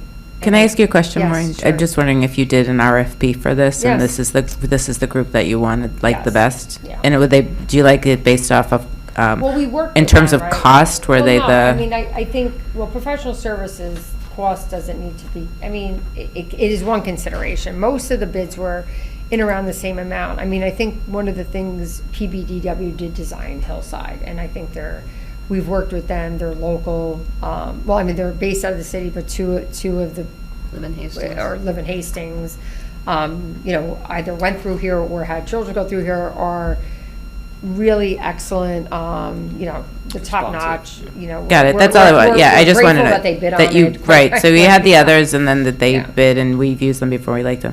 And then the one thing I just wanted to, it sounds like they'll consider, I was at a back-to-school night with a parent who used to come to school here, who used to go to school here, and he told me that we were in the art room, and he told me that it was, when he was here, it was like the cafeteria or something. It was really funny. Well, downstairs, Yeah. that's the cafeteria. Yeah, I it's think really it was funny. Romeo's classroom, those classrooms down there were in the cafeteria. Yeah, it was, I was like, the pipes are still here if we wanted to redo things. So, you know, I'm assuming that they would take a look at, like, just the entire configuration and, like. No, the entire, like, the scope of work is to Master look plan. at this entire complex. Yeah. And Master it's plan. a Great. It's a master, it's so granular, like, well, they'll show you, like, this is the amount That's of fine. bathrooms, like, it will come out to be like, this is the capacity, like, it'll have. But will they also look at the stuff we've done before, because we've had master plans, we've had other things that have been proposed for what to do in the building where we've Yes. picked and choosed, not Chose, proper yeah. English. Chose. Picked and chosen. It sounds weird. What we've done, like middle Such school as- auditorium, for example, is an example of, I mean, I want them to look at everything that has been proposed in the past. That makes sense. Consider. Well, they're gonna look at the entire complex, which includes, like, whether the work was done yesterday or 25 years ago, the current use, and whether that serves, you know, how that serves us and all the rest. But I do think that we, as Scott flagged tonight, I think we still understand we have some, you know, work Serious to consider, problems. right? Yeah. We are taking it much slower, and that is true, but slower still means you need, like, you need people to come in and kind of do this work to get us to, like, you know, maybe it's 6 months from now, well, like, now we have this, let's look at this. So you're still talking about, you know, a year off from now to really Yeah, get I our mean, plan the together. strength of this firm, and I apologize on it, we didn't do a little cover memo on this to say, this is our recommendation, is it went through the RFP process, highly vetted group. I think Hillside was a big win for the district, the community, all the rest. They were deep in that. Obviously, I arrived after all this. I just got to see the icing on the cake, if you will. So I think this is a very strong recommendation by Maureen, and they'll dig deep.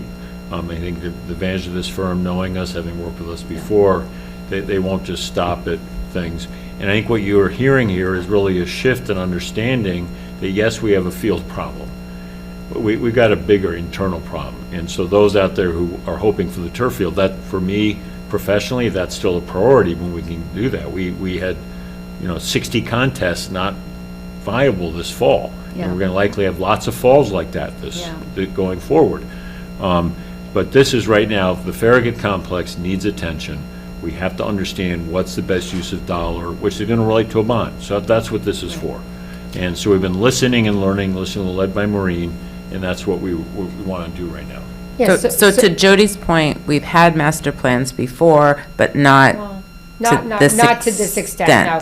I mean, there's master plans that are master plans, and there's some that are like, they're still a master plan, but not as like, in depth. Yeah, So different. we got like a cheaper one that kind of gave us some information, but maybe not at that level. And I think at this building's so much more complex than Hillside even was to kind of look at, and the way it's used by, as Scott mentioned, It's almost 3 schools at a unnecessary school, and all the challenges here, but. And I this just- 125K is outside of our original budget, which is why Yes. we need to have a conversation Right, about it. but don't, because we had didn't think started and we spending were it. kind of like, okay, let's pause, let's think about what we started, what we had initially kind of thought. And quite frankly, it is one of those things, like when we came originally into this year, like the kind of things that were, the issues that were coming up at the building in terms of space were kind of coupled with like special ed saying we need, space for this, and that. It was like, okay, well, we can't do it tomorrow. Like, so everything kind of was not necessarily, it kind of required us to kind of speed up this process. When I say speed up this process, like invest in the professional services now to have a really thought out plan, that'll still require us to take some time, and we won't be able to get into real conversations probably till next school year. You know what I mean? This is just allowing them to start the work, which again, if, you're awarding the contract tonight, it may not start till February-ish, and then it will take months and months to get this work accomplished. To the point of the field, Jody, it is, so I think, I'm always saying, like, if you don't know all your issues, you don't want to like, oh, we'll do the field, I'm just making that up, but not to say anyone wants to do a field, but, we all know we don't have an unlimited pot of money that we can go to the well for, like, oh, the bond has to, whatever we decide that bond long-term to be and what we feel comfortable in taking on, right? That'll determine what we chose to do. Like, so if you look at great, like as Scott said, there may be things that sound great, but we may say, we need to do this version of that work because we have these other maintenance-y, we have this You just see it all at maintenance once. project sitting over here, we have a potential of people, this idea around a field, and until you understand all of it, like you're not gonna do any of it. So if there's a lot of issues in this building, unfortunately, you may say, well, I don't know if we can afford to do this, that, and the other. So I think we're trying to really get that scope of work, and so there are no like, well, why didn't you tell us that when we're doing that work? Like, if we knew you had to do all these renovations in Farragut, we wouldn't have approved this, that, or the, so I think that it's really important to get that master plan that is looking at current needs, future needs, looking at what's, all those things. And So I understand Yeah. that you've decided to take a step back. We're and look taking at a step back, everything. big step But I back. just think that's really important to be clear about, because I think what other people heard and were hearing is, they want to do another bond and have a turf field, and people will wonder, well, what about that? Like, whatever happened with that? And that's why I think it's important for everyone to understand that this is taking a step back to look at the whole scope. Yeah, what happens when you start a process like this, there were some maintenance items that we knew we needed to address, and then at the same time, there was some issues going on in this building. At the same time, with the weather and all the rest, we were having real issues at our field. So all these things kind of were coming at, and we were trying to say, well, we know we have these certain things we need to address, and we were trying to get a handle on the other things in the hopes to kind of get it going, because as we know, things do take a long time with, from like a plan to a defined scope of work to like the requirements around how then do you have to present it to a vote, like all those things. I mean, and then from that point to get approval from the state to actual construction, it's like many years, right? Yeah. So, there was a little bit of urgency, but then we kind of said, listen, we're living within it now. It's not ideal, but let's take our time, make sure we have all the information, and then we decide, what the next steps are or not. To be honest, we can do nothing. That's also always, not that I'm suggesting that, I'm saying, but, we still need to have all the information available so as to understand what we should be deciding what to do. Thank you. You're welcome. Thank you, yeah. I would just say it's very prudent to take the steps in a feasibility study to give you, lay out everything that needs to be looked at, give you options, and work from there. The company that we heard from late last year, I want to say, H&M.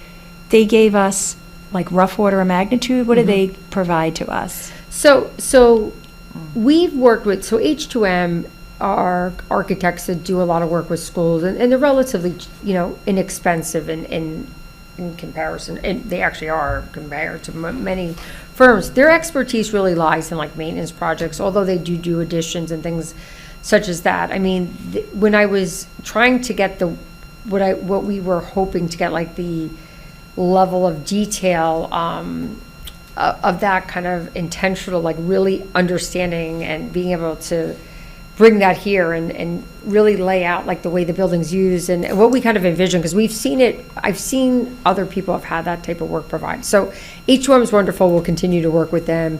There's, for certain things that are less complicated, like unit ventilators, heating systems, where they have expertise, window replacements, like things such as that, they're your go-to. They're a little bit less, that's their wheelhouse.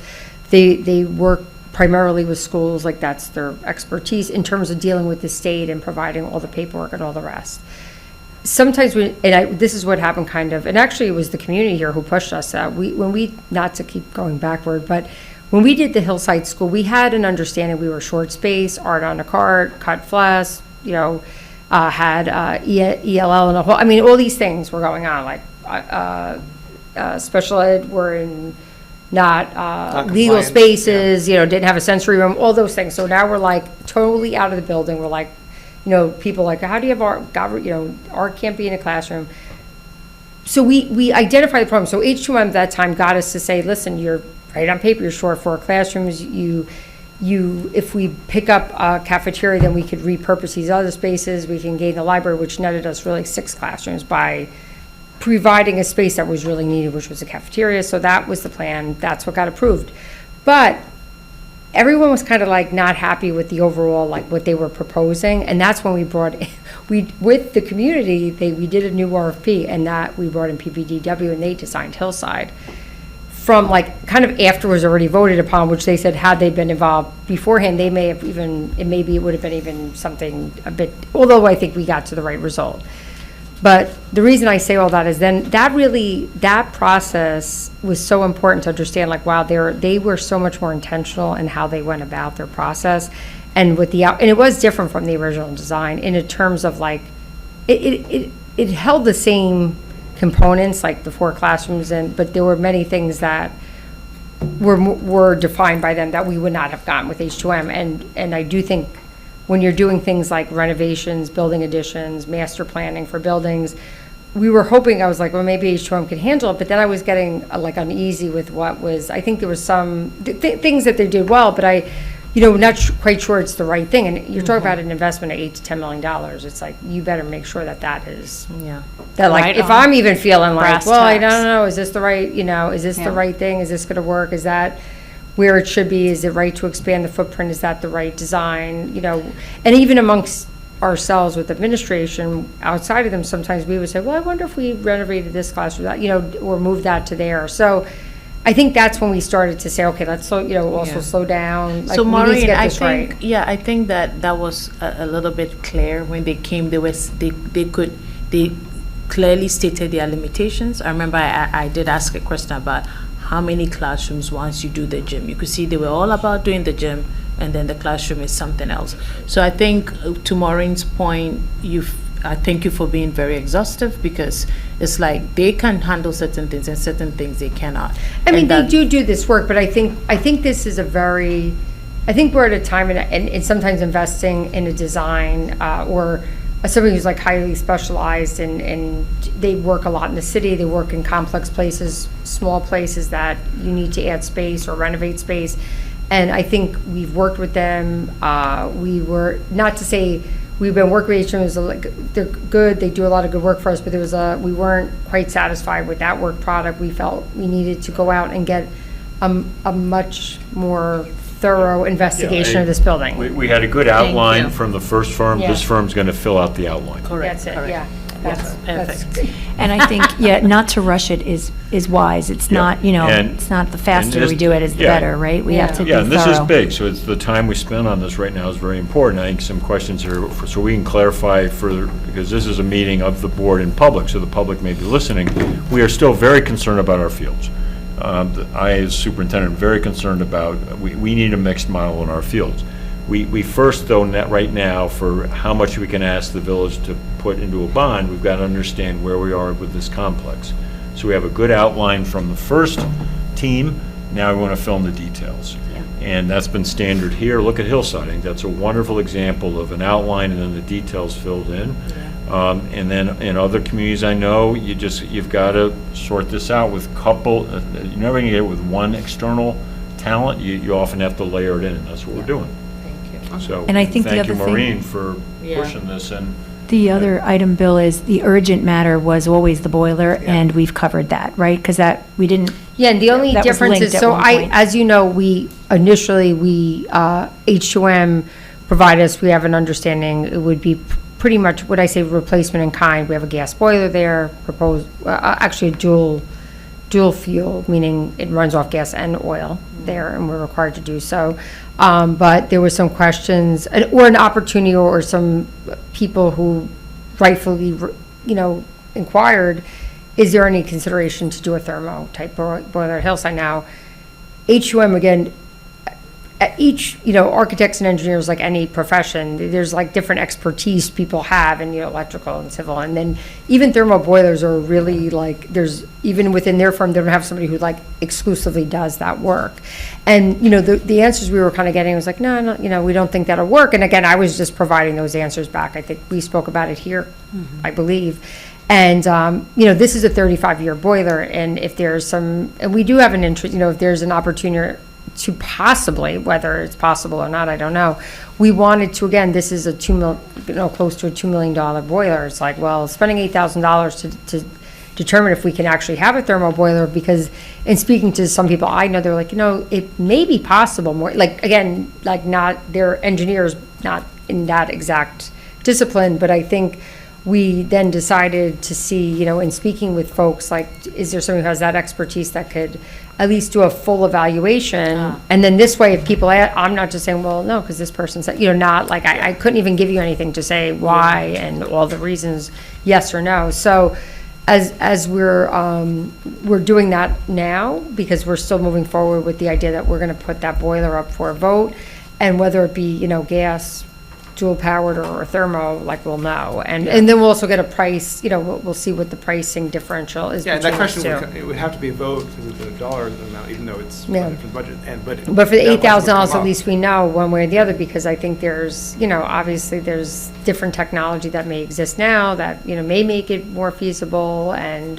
we're not going to know that unless we do this like investigation of it. Thank you for the explanation. Are there any other questions or comments regarding business items 1 through 8? I did have a question on the audit. So how does that work with, because I noticed there was one that's unsatisfactory, so I would hope we would address that immediately. Yes. And the ones that need improvement, like, how are we going to plan to fix that? And it looks like there's policies that need to be either refreshed, created, and a lot of that. So how does that?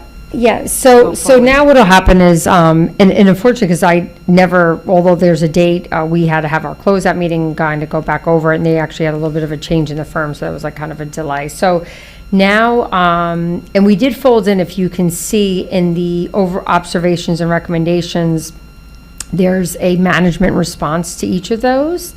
And, what we'll be doing is, as you mentioned, there's some policy things. So now, based upon that, I put, there's a proposed implementation date. So any area now that was flagged, once the board, approves it, we'll go back in and start, highlighting, again, we spoke about these, I spoke about them with another colleague of mine in my office, and spoke about each one, and spoke about, we want to be reasonable when we can implement, and things like policies and such. And those have been brought up before, so there's a technology charter and different things that we have to get working on. So I did try to flag dates in here, and then who would be responsible for that. So based upon, things will be coming to you, let's put it that way, because you can see here that much of it, and I think many of the things we do feel very comfortable, we can get these done by March 31, as we indicated in here. And there is, as you know, even with the state, there's, as there should be, a tremendous focus on on these things. And also, the discovery, disaster recovery testing reporting has already been done. This one actually was a little bit more, and I didn't necessarily mind it. They did a tremendous amount of testing, I think, in light of the fact that the controller was also doing this work. It's a real area of focus right now, even at the state. So, not to belabor it, there are many things. This one actually is a little bit more detailed. I think a lot of what they put in there is really helpful. Some of it mirrors some of the things that were flagged for us with the, when we worked with the state, which much of that report, because of their it has to be for them to be things that would make us vulnerable, we had to, keep in private. But, many of these things were in the process. If not, many of them have already been, I would even argue they're already done, but we put those dates in just to push off. So the policies and those things, I'll be working with Melissa to kind of come up with some templates, or if we're unable to get them from NISBA, we'll get them from we'll go around to our other colleagues and see what they may have on hand, as we typically do. I just want to make sure that this should trump the other policy stuff that might be on our agenda, right? Yeah. Because this is an audit. Yeah. So we got to bump them up. Yeah. The IT one, I agree. Mm-hmm. Maureen, I have a question. Sure. To that point, though, about the audit. I was confused about why it was on here. Don't we normally see things on this section that are like money that we have to vote for? No, business. It's like a business. Like, what do we vote when I vote? No, you're yes? you're just accepting the report. You have the report, and you're accepting. Yeah. Yeah, those reports. I didn't know why it was be here. Yeah, no, not they're in always like on there, just like you're accepting it. I mean, Yeah. external audits are typically all financial money, and then the internal audit is like operational. Got it. But they're both like business items. So I'm just voting that So I you're voting that you acknowledge saw that it, you're I've seen it, I've acknowledging read it, it. yeah. and Like, we've that- been noticed and that about it, you- and so now you're we're gonna do accountable for something. making sure that it's going to be Exactly. remedied, Right. basically. Got it. It's for And accountability that's purposes. why there's that's why we Yeah. had to fold in, like, who's the responsible party, what's the responsible Got it. date. And then of will course, you yeah. come back to us at a So future what date? happens, so this now report, at the end of our fiscal year this year, when the auditors then come back and they review the findings from, typically even that year, sometimes they'll even go back a year prior, and then they'll, if they're not addressed, they'll like put it on there. They'll re-comment it and say, like, we commented this and that wasn't. So part of their audit process is to check that the management or their recommendations have been addressed and either are in process or have been, done. And if they're not, then they will put that in as like part of their Got it. comments. But there's no again, yeah. fines involved. No. Because these are, an internal audit is really, the good thing about them, although, audits are never fun, but it really is to help the organization, and they have expertise and they're looking at it. And the person actually who conducts the tech audits is not, they're an accountant, but they're like in that like realm of like, technology, like that's their expertise, and that it's only that person who really does it. But they're looking at vulnerabilities to help us improve ourselves. So it's like. The tech Thank you. vulnerabilities are, that's like security. Right, It's everything. exactly. It's That's everything like now. what's Right. happening, yeah, so you really have to take It's it very big. Even the seriously. state now is launching their own, which we're going to also, everyone will get another audit. They're doing data, which is a new focus for them. It's a new thing that they're also, in addition to these other audits, we have to have a data audit.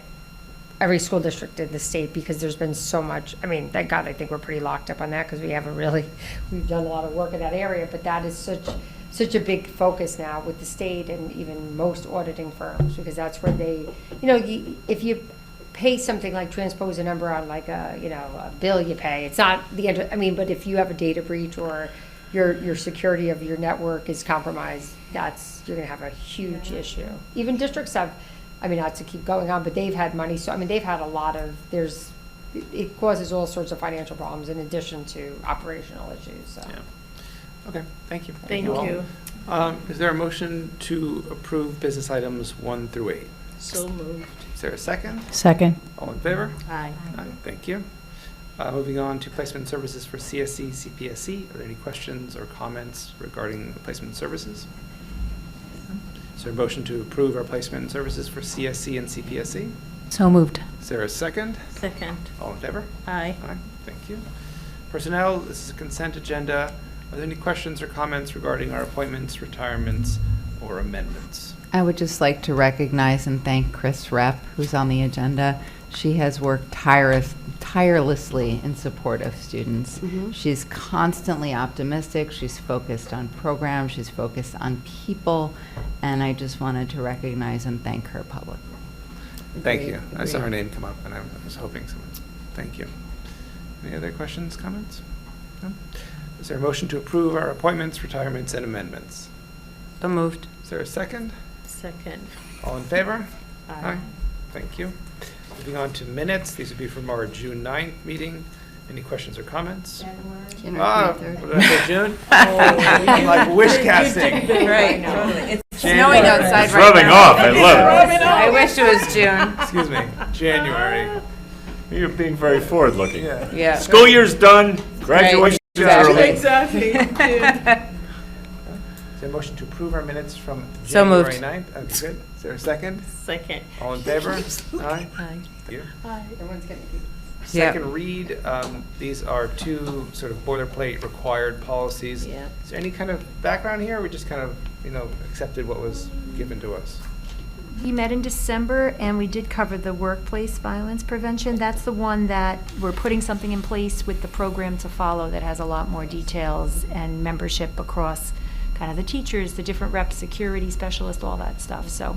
And there's This this- is the minimum, and then it will follow with like broadening a program in support of it. But there was a deadline, I think, Maureen, right? Yeah, there was. So this And was for actually, that. they extended it, because initially we would have been beyond it, but I think all districts had this land on it at the same time. Okay. It should have been, approved yesterday, so. Okay. But we did have to get the policy that needed to be voted for first, and then, as Maureen said, all the other things will follow, like in terms of the actual procedures around it. I think I remember that there's a separate sexual harassment policy though, There- right? Yeah. Yeah, Right, this that's is why I was just different. like, yeah, this This isn't, is included. different. Yeah. Right, this is workplace. Right, because I noticed that there wasn't anything in there about that, so, but that's because there's a Yeah. separate one. I just wanted to make sure. Great, thanks. And district investments was no changes. Yeah. We just added the regulations. Oh, which right, okay. We had the policy. The reference, right. Now we're adding the regulation piece to it. Okay. Any questions or It's comments? just next to it, okay, sorry. No. Okay. Is there a motion to approve our policies? So moved. Is there a second? Second. All in favor? Aye. Slow down. Okay, second public comment? No? Okay, thank you. Moving on to agenda review. Next time up, we're going to have our initial budget presentation, and we're going to have the calendar come back around. So just FYI for that. When's the next meeting? Sorry, I should. February 13th, I think. Yeah, we just have one that month. And you will get a, what we call academic growth and performance update. That's in lieu of what had been a mid-year report, and so Melissa's working on that, so you'll have that as, in a sense, mid-year update. It'll be focused on grades 3 through 8. Once the data lags, it comes through, and then we'll look across elementary and middle. Right. Yeah, and then we don't meet again until March, so. Yeah. Then the budget After- season really gears up. Gears up, that's right.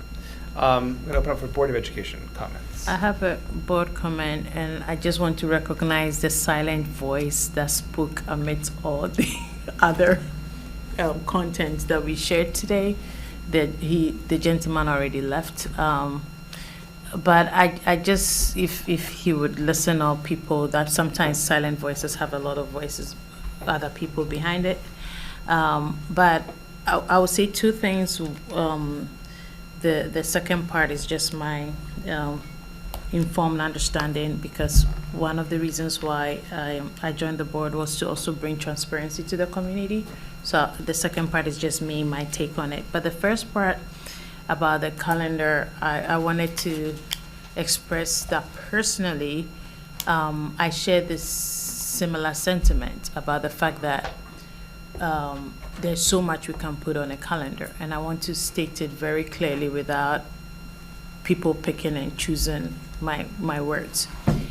What I mean by what I'm about to say is that the bare bone is on the calendar, but there's a link that goes to another document that can allow for all the other religious holidays and cultural holidays. If the diversity of the community expands so much that we cannot accommodate it, we have an administration that is able to integrate the voice of the community.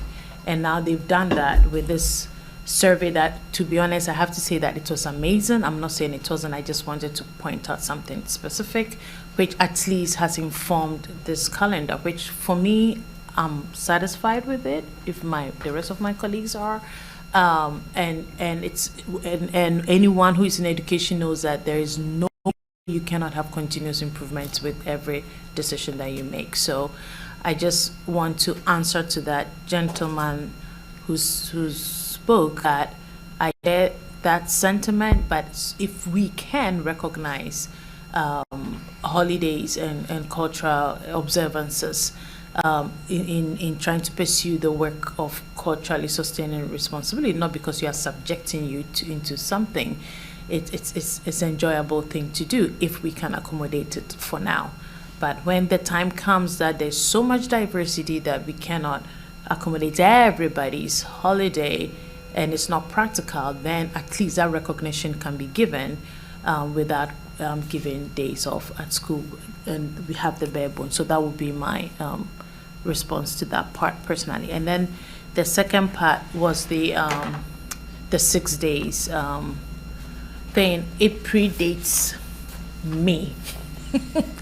It was part of, somehow it became part of the contract, as we all said.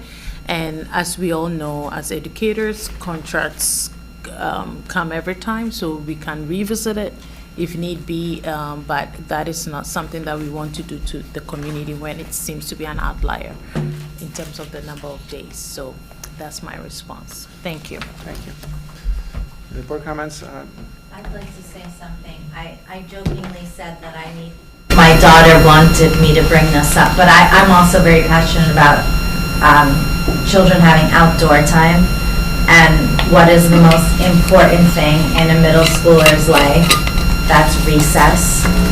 And the middle schoolers and elementary kids haven't had outdoor recess in like 7 days. And today it was in the 30s, in the mid-30s, and they still didn't go outside. And I think it's an issue that is worth time because it means so much to them. And this might sound disparaging. This is my 11-year-old speaking.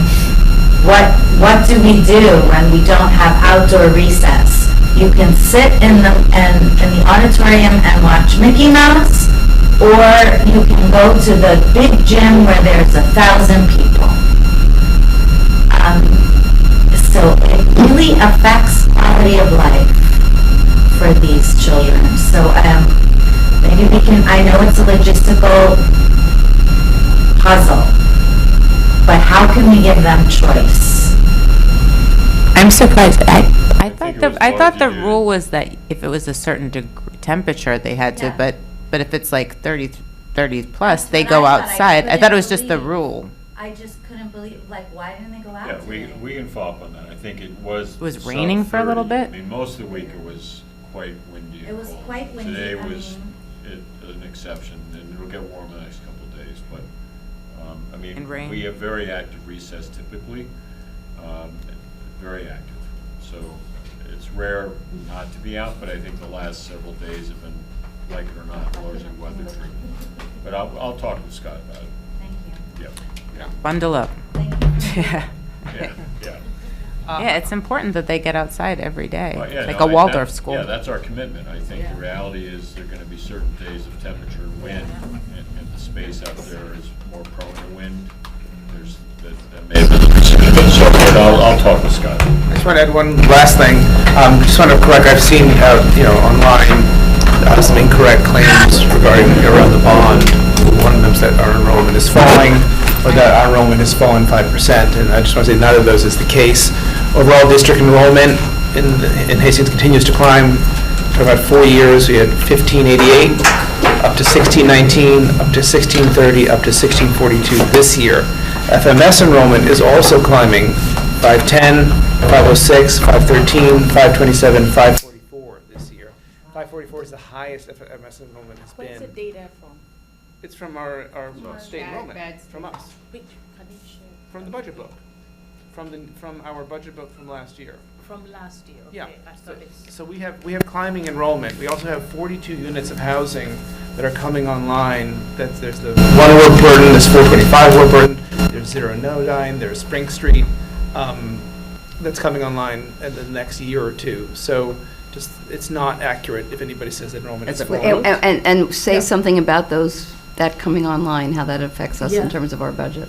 I'm not sure more the kids. connection. There's more going to be kids. more students Oh. that So- we have to But provide also services some of to. those housing, is there some implication in terms of taxes too, or just numbers? No, I mean, most of them would tell you, the developers tell you that they're sort of revenue neutral. They're going to add kids. There's a well-established very quickly, there's a well-established formula that developers use called the Rutgers formula that says if you build this much housing, you get this much kids.